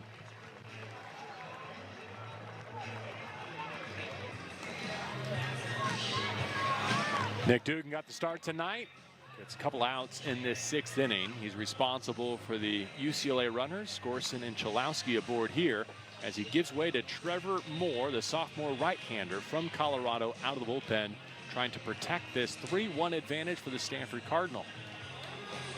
Trevor's been a workhorse. You see that 50 innings out of the bullpen for Stanford. He gets in there. He takes the ball every day and every weekend. But heck of a job by Nick today, getting 5+ innings.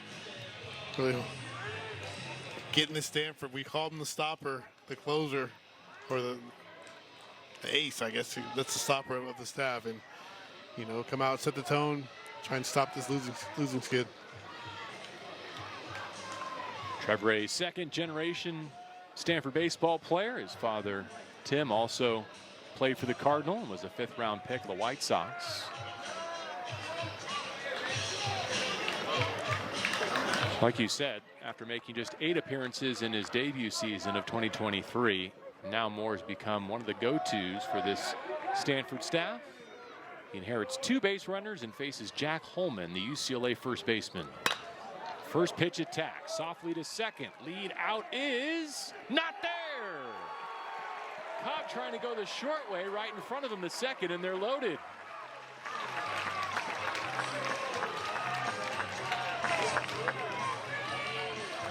Interesting play. Rock electing not to slide at second base, and that might have distracted Haskins. Bang, bang play. And of course, running through it, getting back before the tag.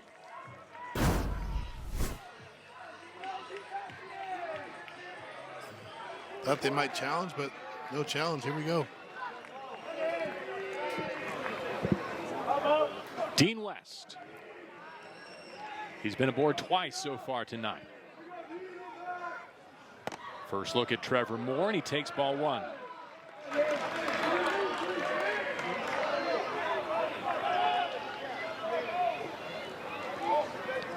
Thorson at third, Cholowski at second, Holman at first.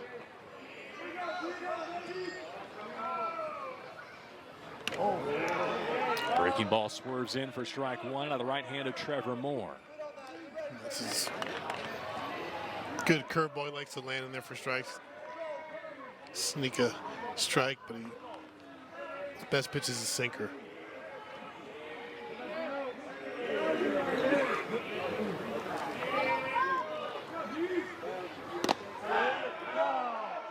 Another great pitch from Moore.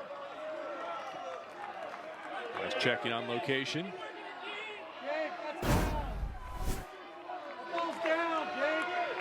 And seeing that call to strike all night, Dean didn't like it, but as a hitter, it's not something you want to swing at with only one strike. I think I heard a balk called. I did. It's a one-run game.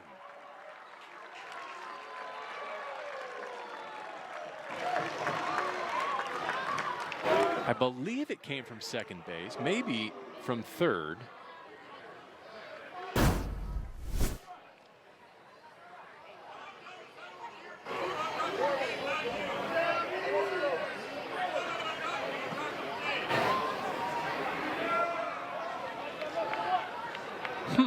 What do you got there?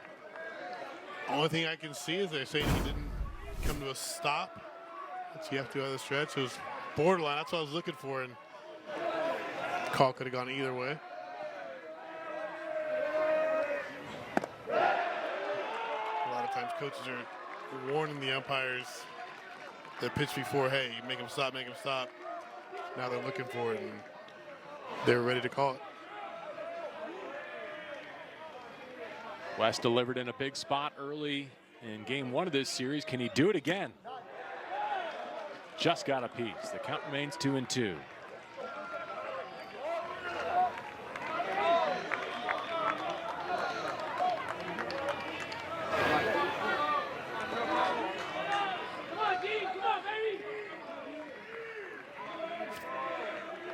Trevor Moore out of the Stanford bullpen with two in scoring position.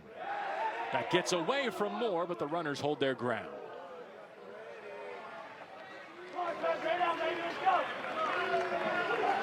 It's a tough read for Cholowski coming up the line at third. Yeah, that would have been a tough play.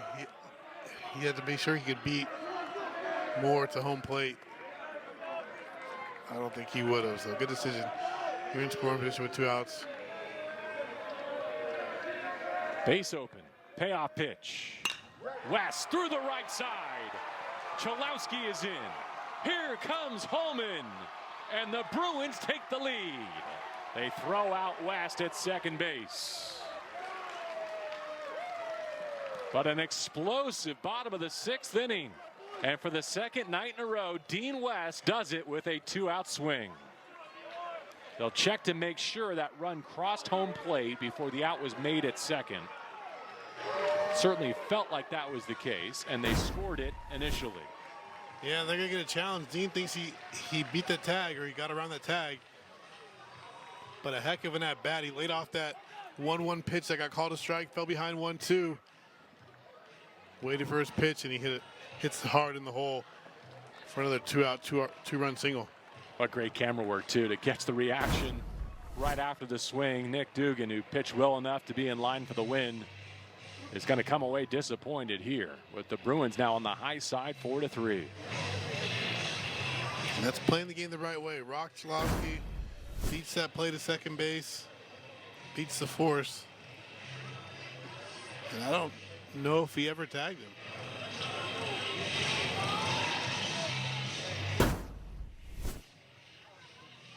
Playing hard. Rock beats that force to second and extends the inning by his hustle. And 3 runs later, Bruins have the lead.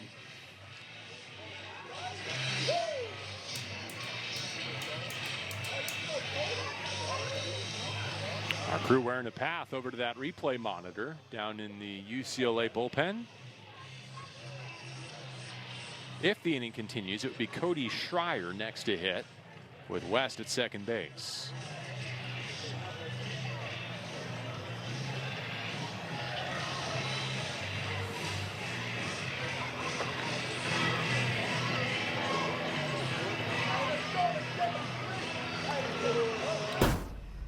work we have for you here. Zoom in as best we can.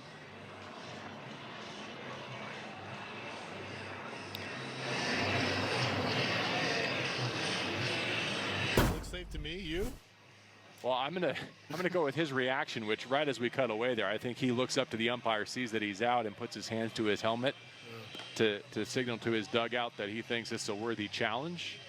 It's a good slide. You slide to the back corner of the base, and he's able to get in there. If he slides to the middle or the front of the base, he's probably out easy with the tag.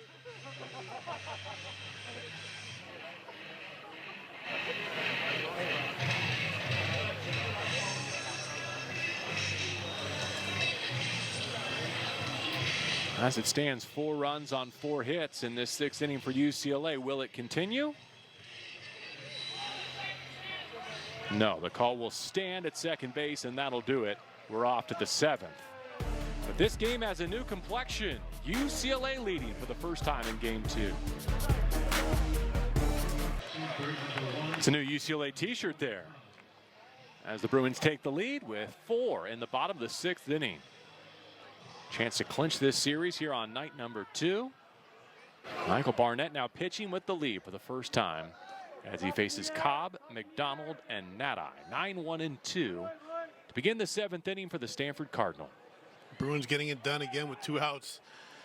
Talked about it in our open today, and again, 3 more back-breaking runs with 2 outs.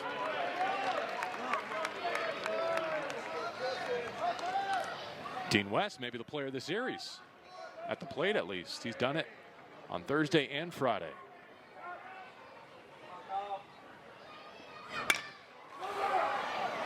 Cobb to second, charging Gorson, throws on the run. So smooth.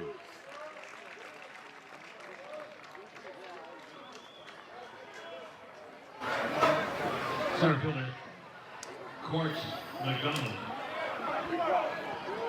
Big inning here for Michael for all sorts of reasons. Maybe to complete his night.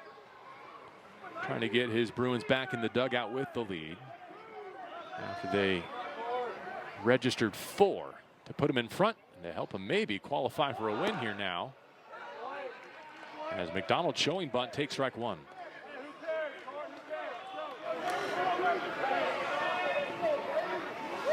You always like a shutdown inning, and team scores 4 for you. Want to get them right back in the dugout. That bunt slice is foul.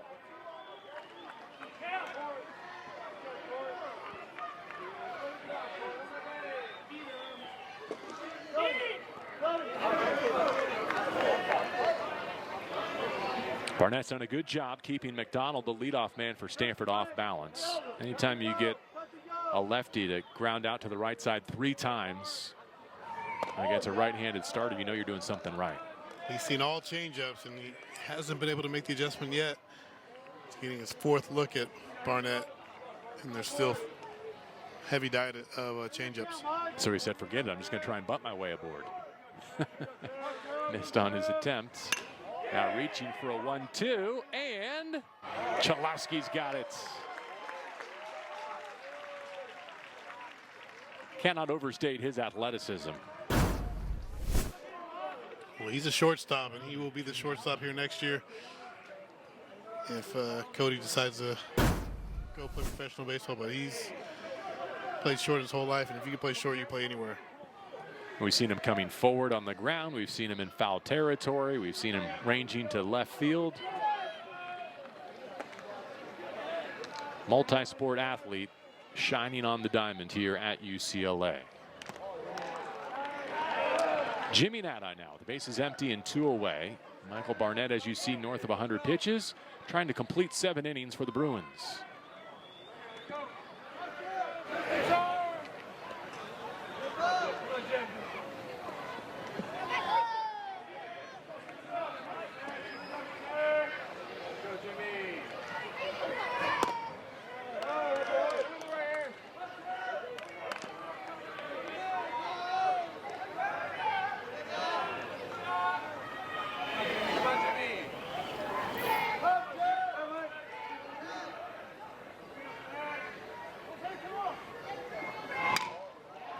Count moves to 1-2 on that foul ball off the bat of Jimmy. He's hitless in 3 trips, a couple of strikeouts against Barnett so far, and finds himself in another 2-strike count.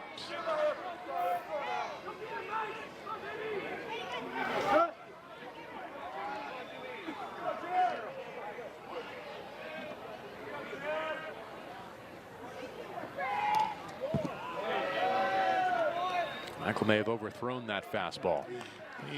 You wanted to make sure you got that one down away. Knows how dangerous Nati is with his 8 homers.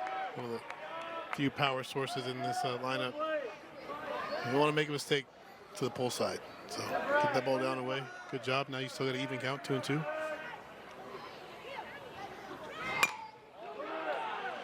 Gloves it, but no one's at first. Who wins the race?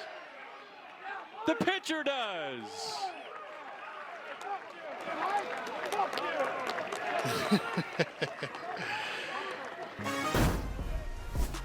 Infield shifted, and he has to help his own cause.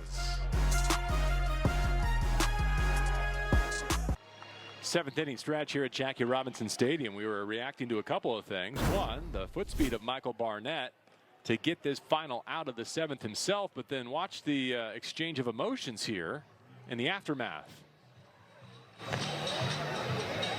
Oh, there you go. Looks back at the dugout, and that is a no-no this year in college baseball. They're trying to diffuse situations instead of escalate them, and Barnett turns back and has some words for the dugout. And then our umpiring crew had some words for John Savage to explain what they experienced. And from what I saw, I think they threw him out of the game, which he might have been done anyway, but I don't think we'll be seeing him anymore.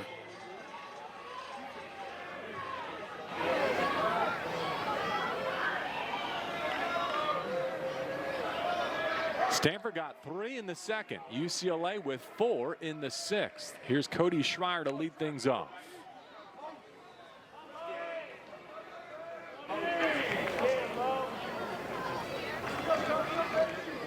Trevor Moore came out of the bullpen to complete the 6th inning on the mound for Stanford and blows one past Schreier. Let's assume that what you observed is correct and that Barnett's done either way. 7 innings, 6 hits, 3 earned runs, all of them coming in that 2nd inning. Only a walk, 5 strikeouts. Just one bad inning, really. 3-4 straight hitters. They got to him. Other than that, a lot of soft contact. Nobody really hit anything hard off him. Able to hang in there long enough for one good inning at the plate for his Bruins, as they surge to a 4-3 advantage. All loose with that breaking ball.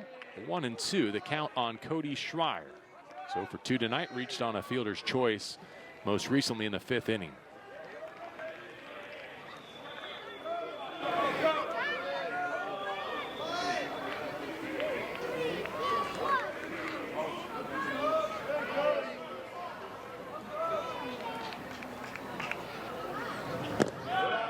Suddenly the Bruins find themselves 6 outs away, and with the bullpen well protected, in good shape after 2 great lengthy starts on Thursday and Friday of this series. Schreier. Oh, it's caught.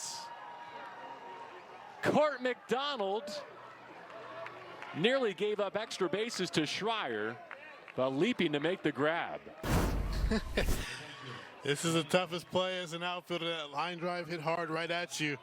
Hard to judge whether to go in or back. And Court breaks in on it, but he has enough athleticism and hops to get up and make that catch. Otherwise, probably an inside the park home run. It's a good call because that had plenty of steam to get to the wall. I just don't think it ever dipped. It never came down. Might have still been ascending when Court went up to get it.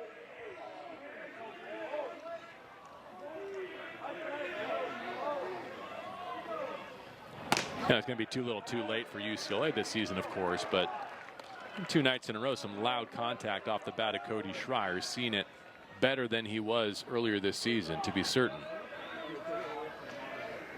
It looks like the Cody Schreier we've been accustomed to seeing. his first 2 years in Westwood. That's coming off what started as an 0-2 count, right? Battles back to even and then barrels up to center fields.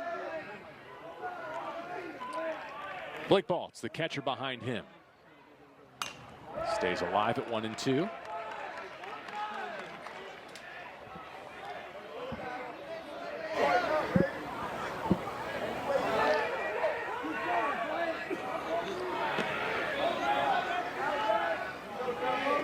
Blake Baltz, old school, no batting glove look. Get some chalk in there, some rosin.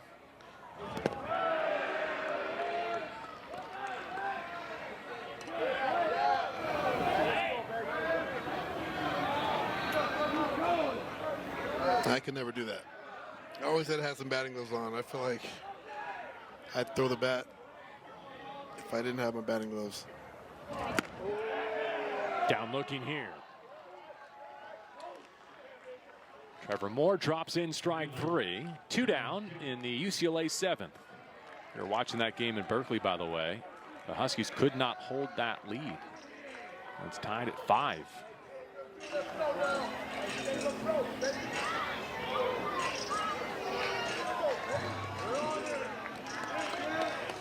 So in the 9th inning in the East Bay, still trying to decide that final spot in next week's Pac-12 tournament. Cameron Kim cheated on that first pitch from Trevor Moore. First time he's seen the Stanford reliever after going 0 for 2 against Nick Dugan.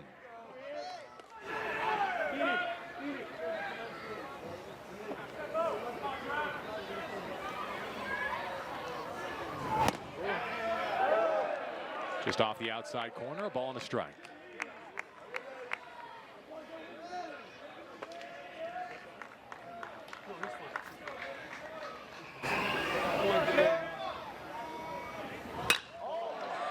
Shallow center, could be trouble, and it's in for a hit.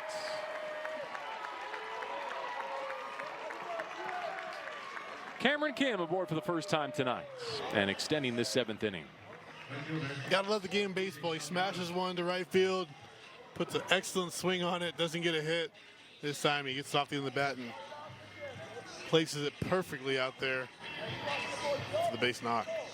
I'm putting myself in Court McDonald's shoes. I don't think there's any way he makes that catch, even if he breaks in off the bat. But given what happened to him earlier this inning, I can understand if he hesitated just that extra moment to make sure it really was as softly hit as it sounded. So a pinch runner here as Salgado comes to plate atop the UCLA order. Saw Phoenix call as a defensive replacement last night. Now we'll do that after he pinch runs in the bottom of the 7th inning.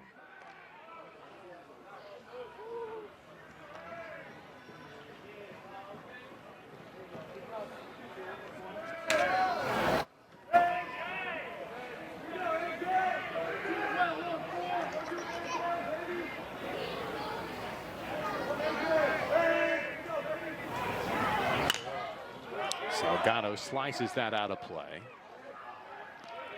Facing Trevor Moore for the first time tonight, Salgado a hit and 3 trips against the Stanford starter, Dugan. His hit in the 6th inning was a double, and he also scored one of 4 UCLA runs as they took the advantage for the first time here in Game 2. Oh, high and tight. AJ leaning out of the way.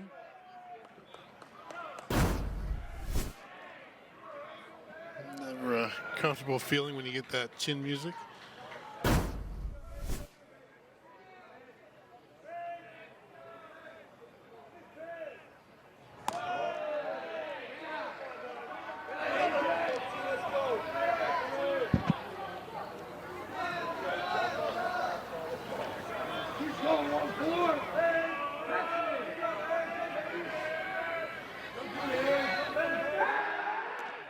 Check on the pinch runner call.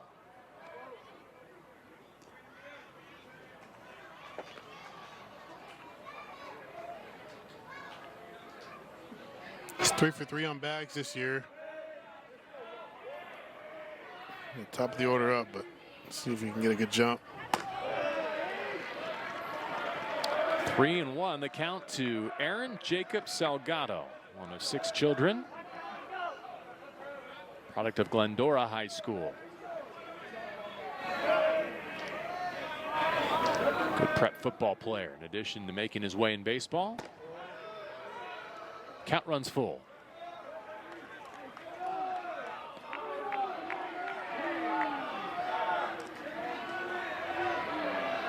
AJ was not happy with that pitch being called a strike.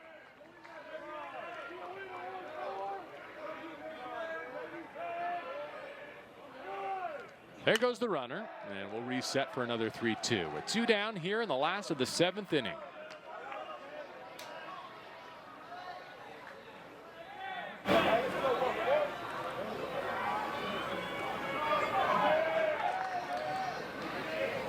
Anything down the lines or in the gaps, and Phoenix Call will have a chance to score. There he goes again. And we'll do it again. Yeah, when you're on the move and you can run like him, you're definitely scoring on any double.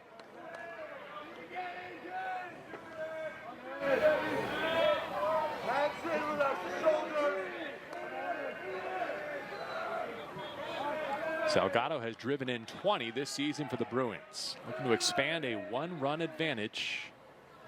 Swing and a miss, strike 3. And a full count pitch. Moore wins this round. We're off to the 8th. It's a 4-3 game on a Friday night in LA. All right, let's take a look around the pack with Oregon State in position to take that series at U of A. Bottom 6, they've got double digits on the board.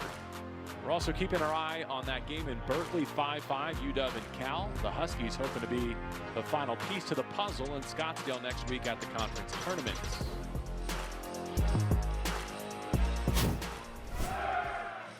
New pitcher for UCLA after Michael Barnett covered the first 7 is Cal Randall, another part of this star-studded freshman class. He's from De La Salle. He pitched last week at Oregon State, worked an inning in Corvallis, got roughed up a bit by that Beaver offense. But he's going to face the middle of the Stanford lineup, Larson, Moore, and Somm here with a 1-run lead.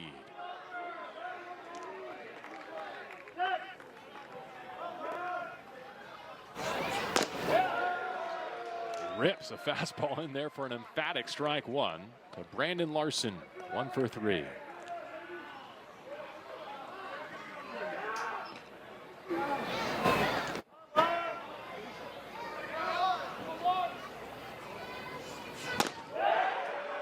Wow. You can feel his heat. Long, lanky, and that ball gets on you quick. Got a big leg kick. Stays behind the baseball really well. Ball exploding out of his hand tonight.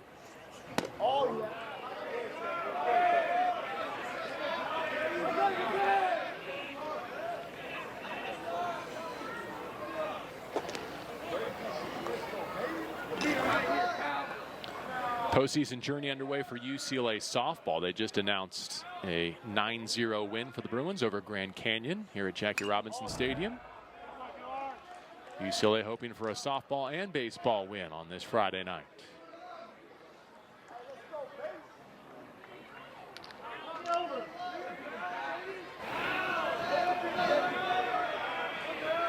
Randall rocks into a 1-2. The 59-footer there. Goes as break him off for the first time and didn't quite have the release point for that.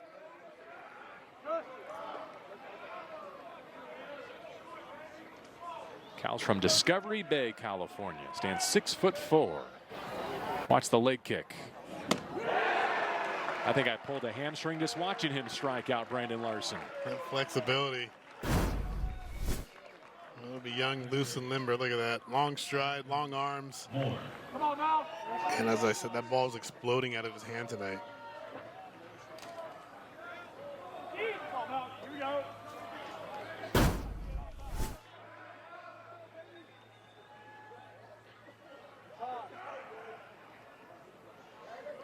Can I give you a tidbit from his biography that I'm sure will not surprise you?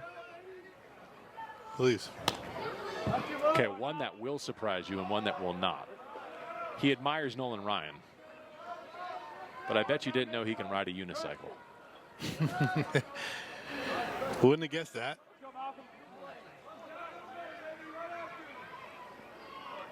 I don't even know where you get a unicycle to practice. I mean, how do you even get on that for the first time? Where do you get one? They don't sell them anywhere. Have you ever seen one? Have you ever seen a unicycle in a store? Maybe a sawed-off bicycle. Good question. Special order. Oh my goodness, just blows it past the cleanup hitter Moore. 2-1. Should I check Amazon? What do you think of the odds that there's a unicycle available on Prime right now? Well, Amazon's gonna have everything, so I think the odds are pretty good. I'm just saying, I've never seen one in the store. Ooh. Good thing Moore had that arm guard on the front side. Get on line! Get on line!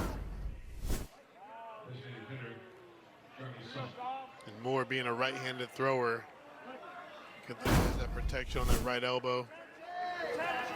Left-handed hitter, right-handed thrower, you want to protect that lead arm. That is the arm you throw with as a catcher. I can have a unicycle at your front door when you get home for the low, low price of $59.99. Okay. And I want you to report back how that goes for you. Well, I might not be able to dial the phone because my arms will probably be broken. You know, it's more expensive, and you've probably seen more recently, though, are those electric unicycles. Kind of like almost like hovercraft-looking things. Here, take a look. This is great TV, by the way. Things that only Ben and I can see. Anyone in your neighborhood ride those? Haven't seen that either. Okay. Nope. A portable mono wheel for urban commuting. I don't think you need that in your life right now. Too old for that. I wonder if Cal gets around campus on that, though.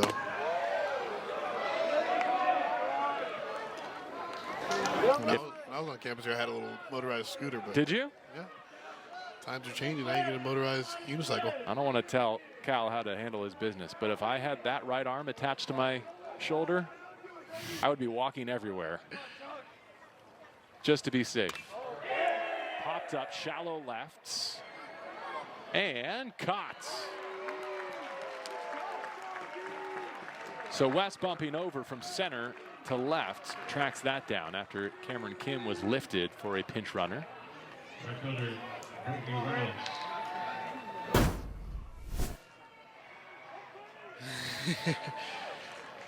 Seen so many balls fall in that little triangle out there, and this guy is all energy, intense.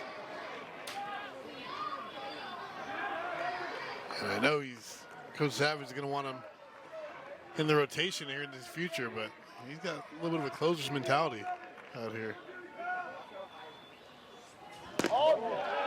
Right back in there with a fastball for a strike. Struck out Larson. Hit Moore. Saw him to fly out to left. And we're dealing with Brady Reynolds and protecting a one-run advantage.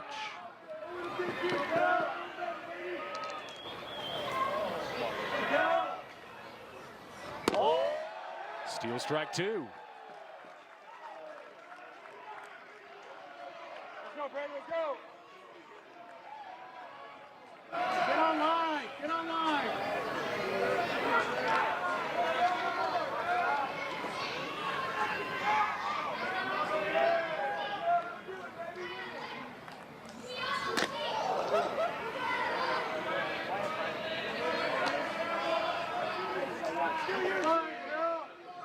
Much different feel than Michael Barnett for this Stanford lineup compared to what they saw for the first 7 innings of this Friday night.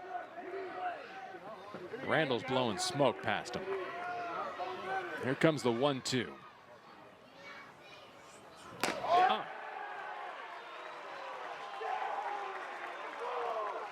Try telling the Bruins there's nothing to play for on this final weekend of the regular season. Cal Randall bringing some juice out of the bullpen.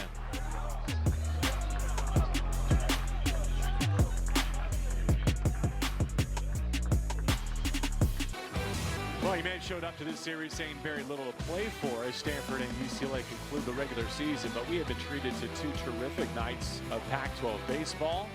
The Bruins are 3 outs away, knowing they can do it the hard way, or they can tack on some insurance here in the bottom of the 8th as they face Trevor Moore again, middle of their lineup, Furch, Roman, Martin.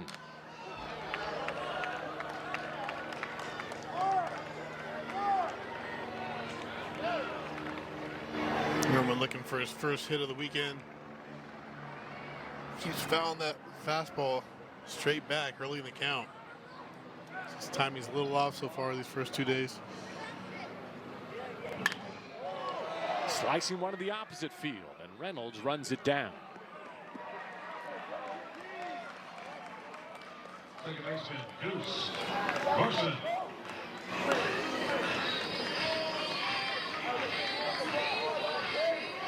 Stanford in the 9th will have 7, 8, and 9 due up in their order. We'll be chasing at least one. See what Deuce Gorson has to say about that.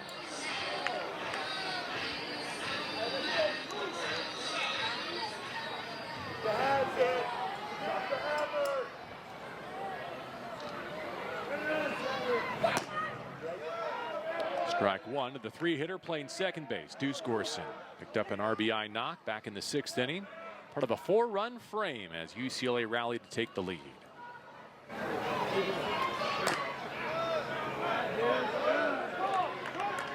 Stanford putting a big shift on against the UCLA second baseman.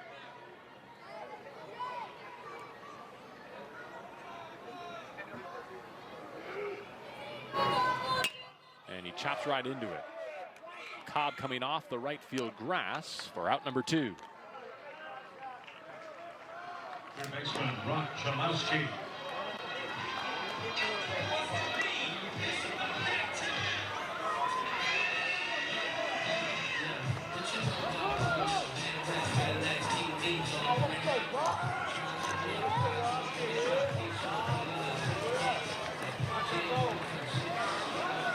Two down, bases empty for the Rock. Chalowski 2 for 3. And a run scored back in that 6th.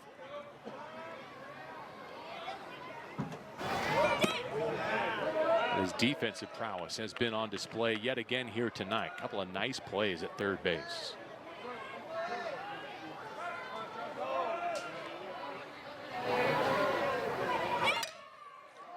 Off the glove of the pitcher into no man's land, and Chalowski's aboard with 2 away.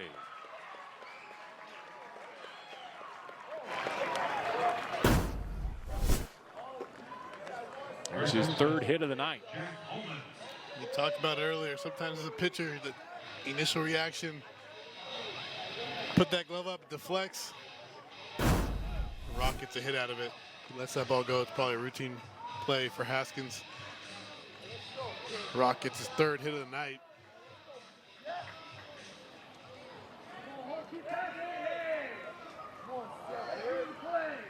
Holman gets a chance here in the bottom of the 8th.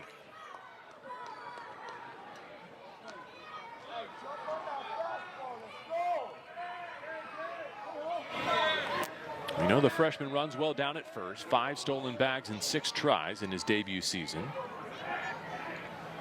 Holman with plenty of run production at the plates.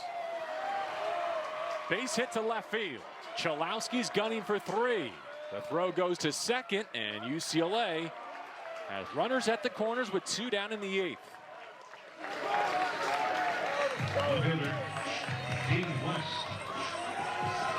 Good swing by Holman. Using the opposite side of the field. Fastball out over the plate, just stays with it, stays through it. Rock hustling first or third. Good job of cutting that ball off by Mad Eye, because that ball, if he takes a steeper angle, Rock's going to score. So he got there, cut it off in the pretty much 45-degree angle, and was able to keep Rock at third base. I'm not sure at this point there's anyone UCLA would rather have at the plate in a 2-out situation than Dean West. And that's why he's done it again. Chalowski scores. Holman goes first to third. Another two-out special delivery from Dean West.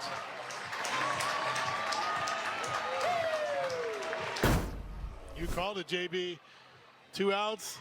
This time he does it with no strikes. Been doing it with 2 strikes, but this time he gets the first pitch, breaking ball, hits in that 4-hole for another RBI for Dean. The Bruins tack on some insurance.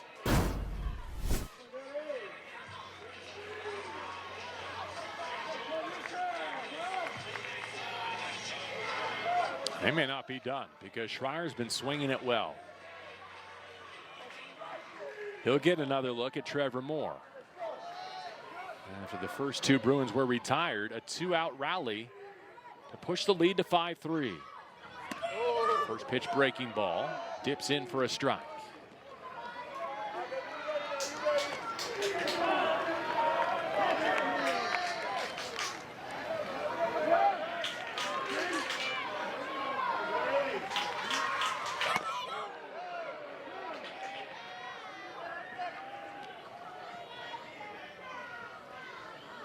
Ball 1 draw some oohs and ahs from the Bruins in attendance. Straightened up Cody Schreier. Count moves to 1-2. Again, Stanford will send Becerra, Haskins, and Cobb, 7, 8, and 9 in their order to the plate. Chasing at least 2.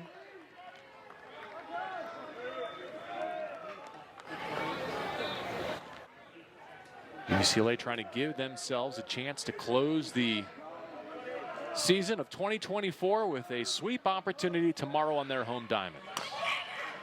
This could be trouble. Becerra on the move. 6-3, and West stops at second base.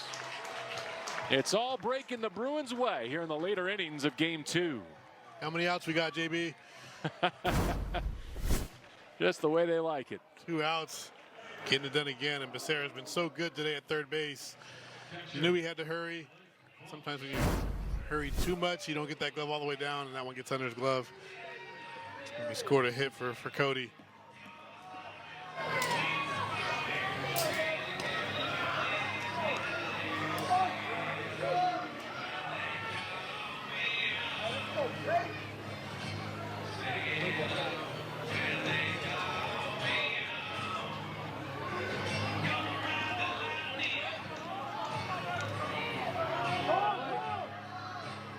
So West at second, Schreier behind him at first. Here's Blake Baltz for the 4th time tonight. Looking for his first hit of Game 2. Lays off upstairs. 4 consecutive hits for this UCLA offense after there were 2 outs and nobody aboard. Chalowski, Holman, West, and Schreier.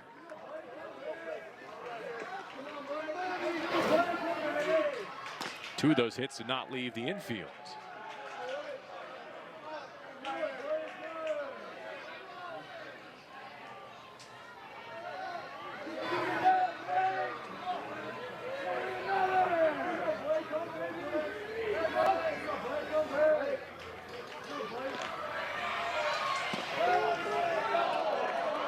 Able to land that at the top of the zone. Moore gets a strike.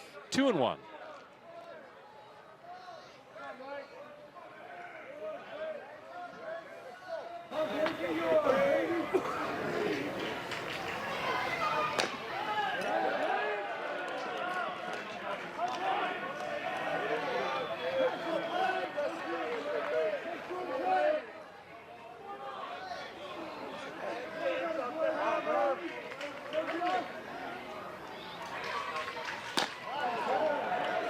Healthy rip. Count goes to 3-2 between Baltz and Trevor Moore.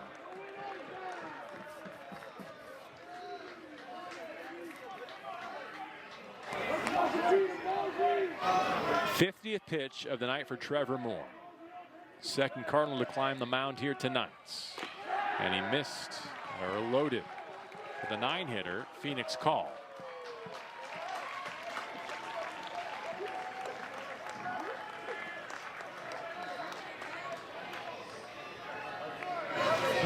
That's the DH. At least he started the night in that role. Charlie Somm warming up.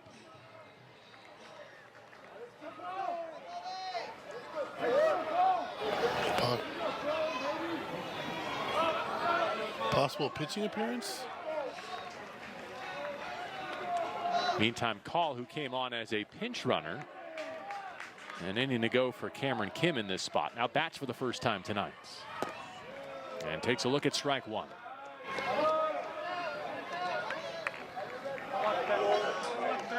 Since Sam is warming up the pitch, he has no innings on the season.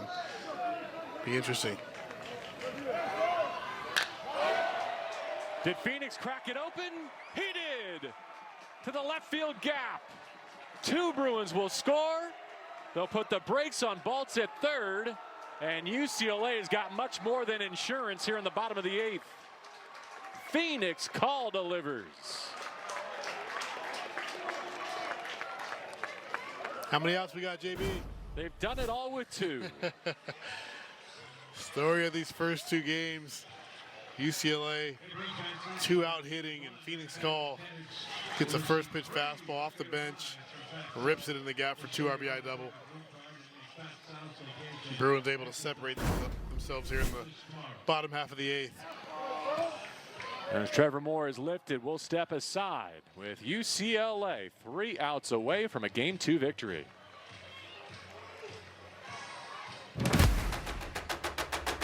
The Pac-12 spring pastime continues with the 3rd annual Pac-12 baseball tournament. The top 9 teams in the conference battling it out on the diamond. Live from Scottsdale Stadium, the perfect destination for any road trip. So grab your glove and put on your rally caps and score your seats now to the greatest show on dirt. The 2024 Pac-12 baseball tournament, May 21st through 25th. Visit pac-12.com/tickets. On campuses nationwide, the NCAA is making transformative changes for student athletes. While they pursue their biggest dreams, we're launching new initiatives to help them. Life-changing education opportunities are just the start. The NCAA is providing enhanced mental health services. We're guaranteeing scholarships and tuition and expanding access to healthcare. Visit ncaa.org/change to learn more. The wheels coming off a bit here for Stanford late. The lead growing to 5 for the Bruins. And you've probably heard of position players pitching. In this case, it's going to be a DH pitching. Charlie Somm, as best we can tell, making his Cardinal debut on the mound. Going back through his game logs. Going to inherit 2 in scoring position and an 8-3 deficit. He's not exactly thrown over the top, is he here, Ben? I've seen 3 different arm angles. And Coach Esker trying to find something for this Pac-12 tourney. See if Somm can be a weapon. Charlie's from nearby Thousand Oaks, just up the 405 and 101. Junior majoring in science, technology, and society.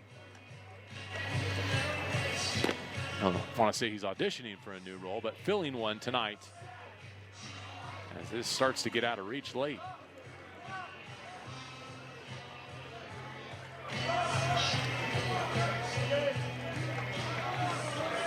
And it is an interesting predicament if you're the Stanford staff, right? Because it's a Friday night, but you know you're going to the conference tournament. Certainly going to give it your best effort not to be swept here tomorrow if that's how it goes. And so you have to preserve, I guess, as many arms as you can. Stay fresh for next week.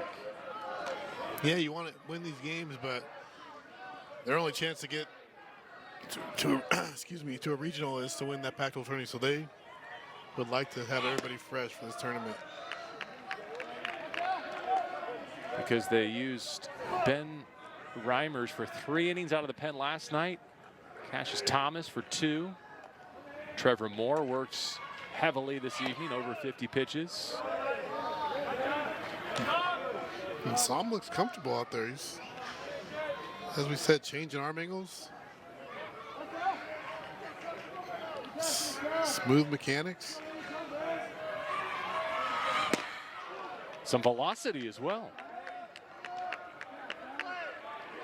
We mentioned last night that his older brother, Jake, played here and finishing his college career at Tulane. So, some family familiarity on the bump here at Jackie Robinson Stadium.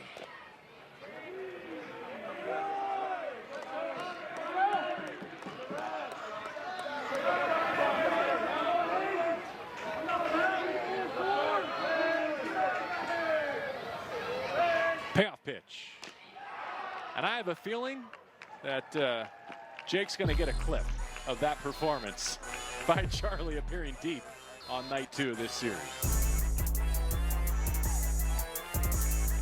Here and give themselves a chance to sweep tomorrow. I don't know about you, but I'm not disappointed to see more of Cal Randall. He brought some electricity to the mound in that 8th inning. Timo Becerra, the first to face him in the Cardinal 9th. First pitch strike.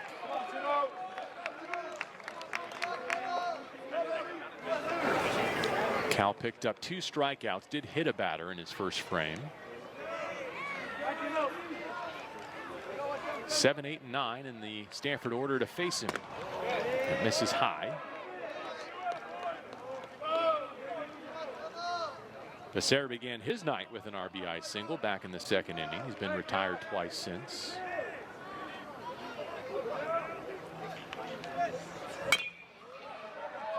Foul of 3rd for strike 2.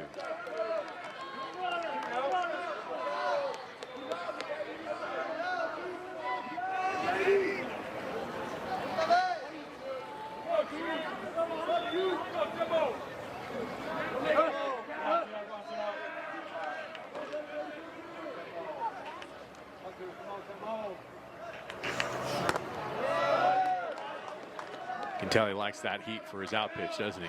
Reaches back for a bit of extra there. Yeah, I'm going to throw it till they show me they can handle it. He's been able to blow it by these Stanford hitters so far. Keep going to it. 3-2.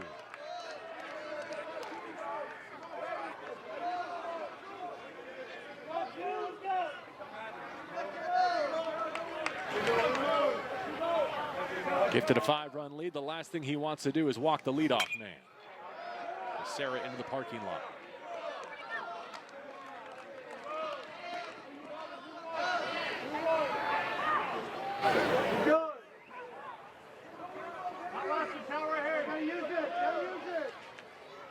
Randall ready again. Out of play.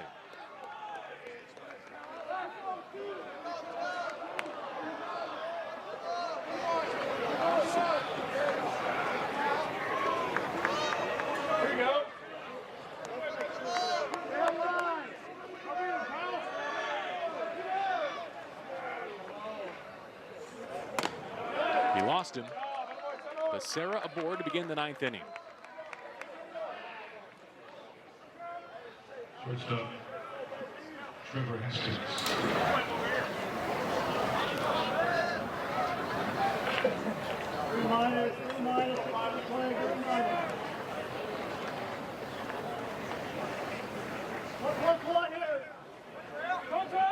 Trevor Haskins next in line. He's got a hit in 3 trips. Stolen bag to his credit as well tonight.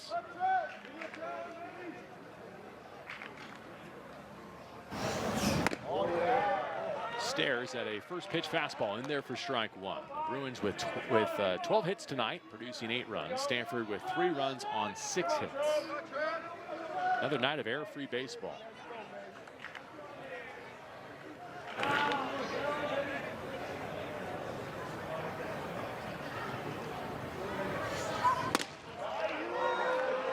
Going 2. Putt really gets on these guys.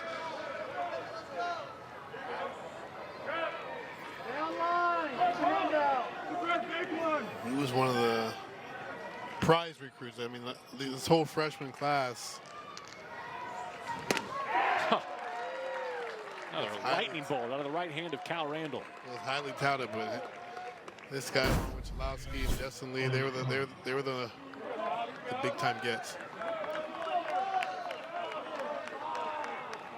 Of course, by May, saying is you're no longer a freshman because of what UCLA is in terms of their roster and their record. We're not getting a late season opportunity to see some of these young men have some of the better, if not the best, moments of their 24 campaign, and I think renew that optimism for what their future and next season holds for UCLA. Another well-located first pitch fastball. 30th pitch of the night out of the bullpen for Cal, and it's strike one on Owen Cobb.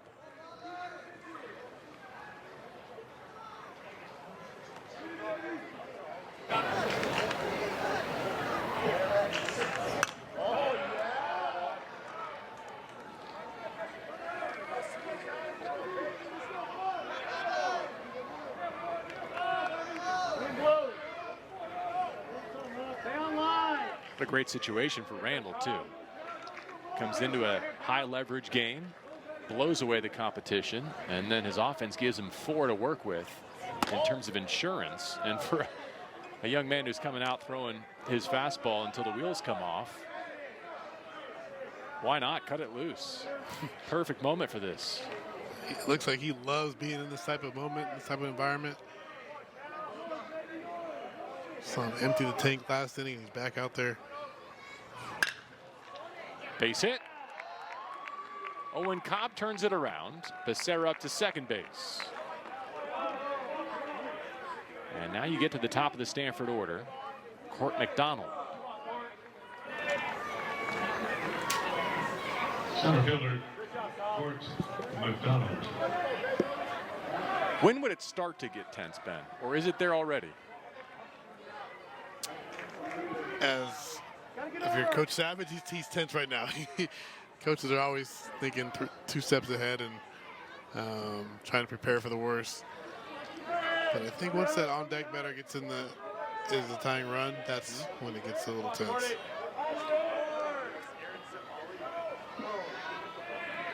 And you retire this guy, still in pretty good shape. McDonald down to first. Margin for error for Jack Holman. He vacuums it up and does exactly what you described, making sure the outs stay ahead of the runs.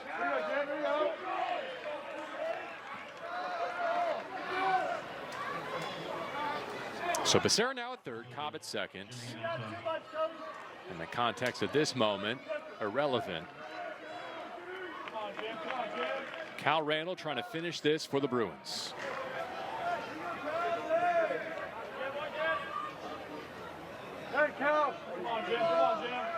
He's recorded 5 outs. Now looking for the last as he faces Jimmy Nadai.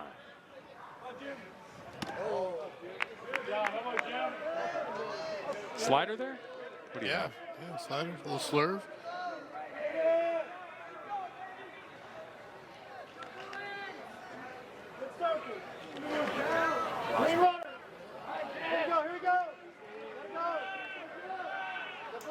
Jimmy Nadai grounded into the notorious 1 unassisted his last time through. Michael Barnett getting over to cover before excusing himself from the rest of the night.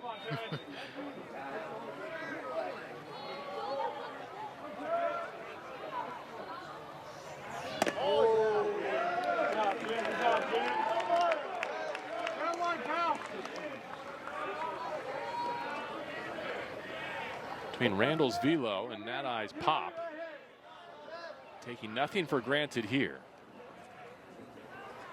In fact, I wonder if they're being a little bit careful here with base open. You got to go right at him with a 5-run lead. Don't want to walk him, make him earn their way on.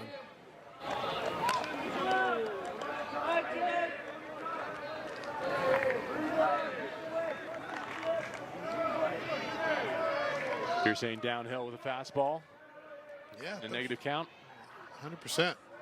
He's a dangerous hitter, but if it's 8-6, you'll figure it out from there? Yep.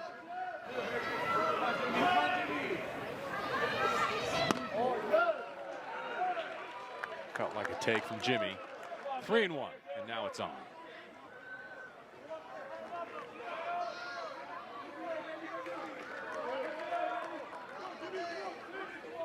Come on, Jimmy. Come on, Jimmy.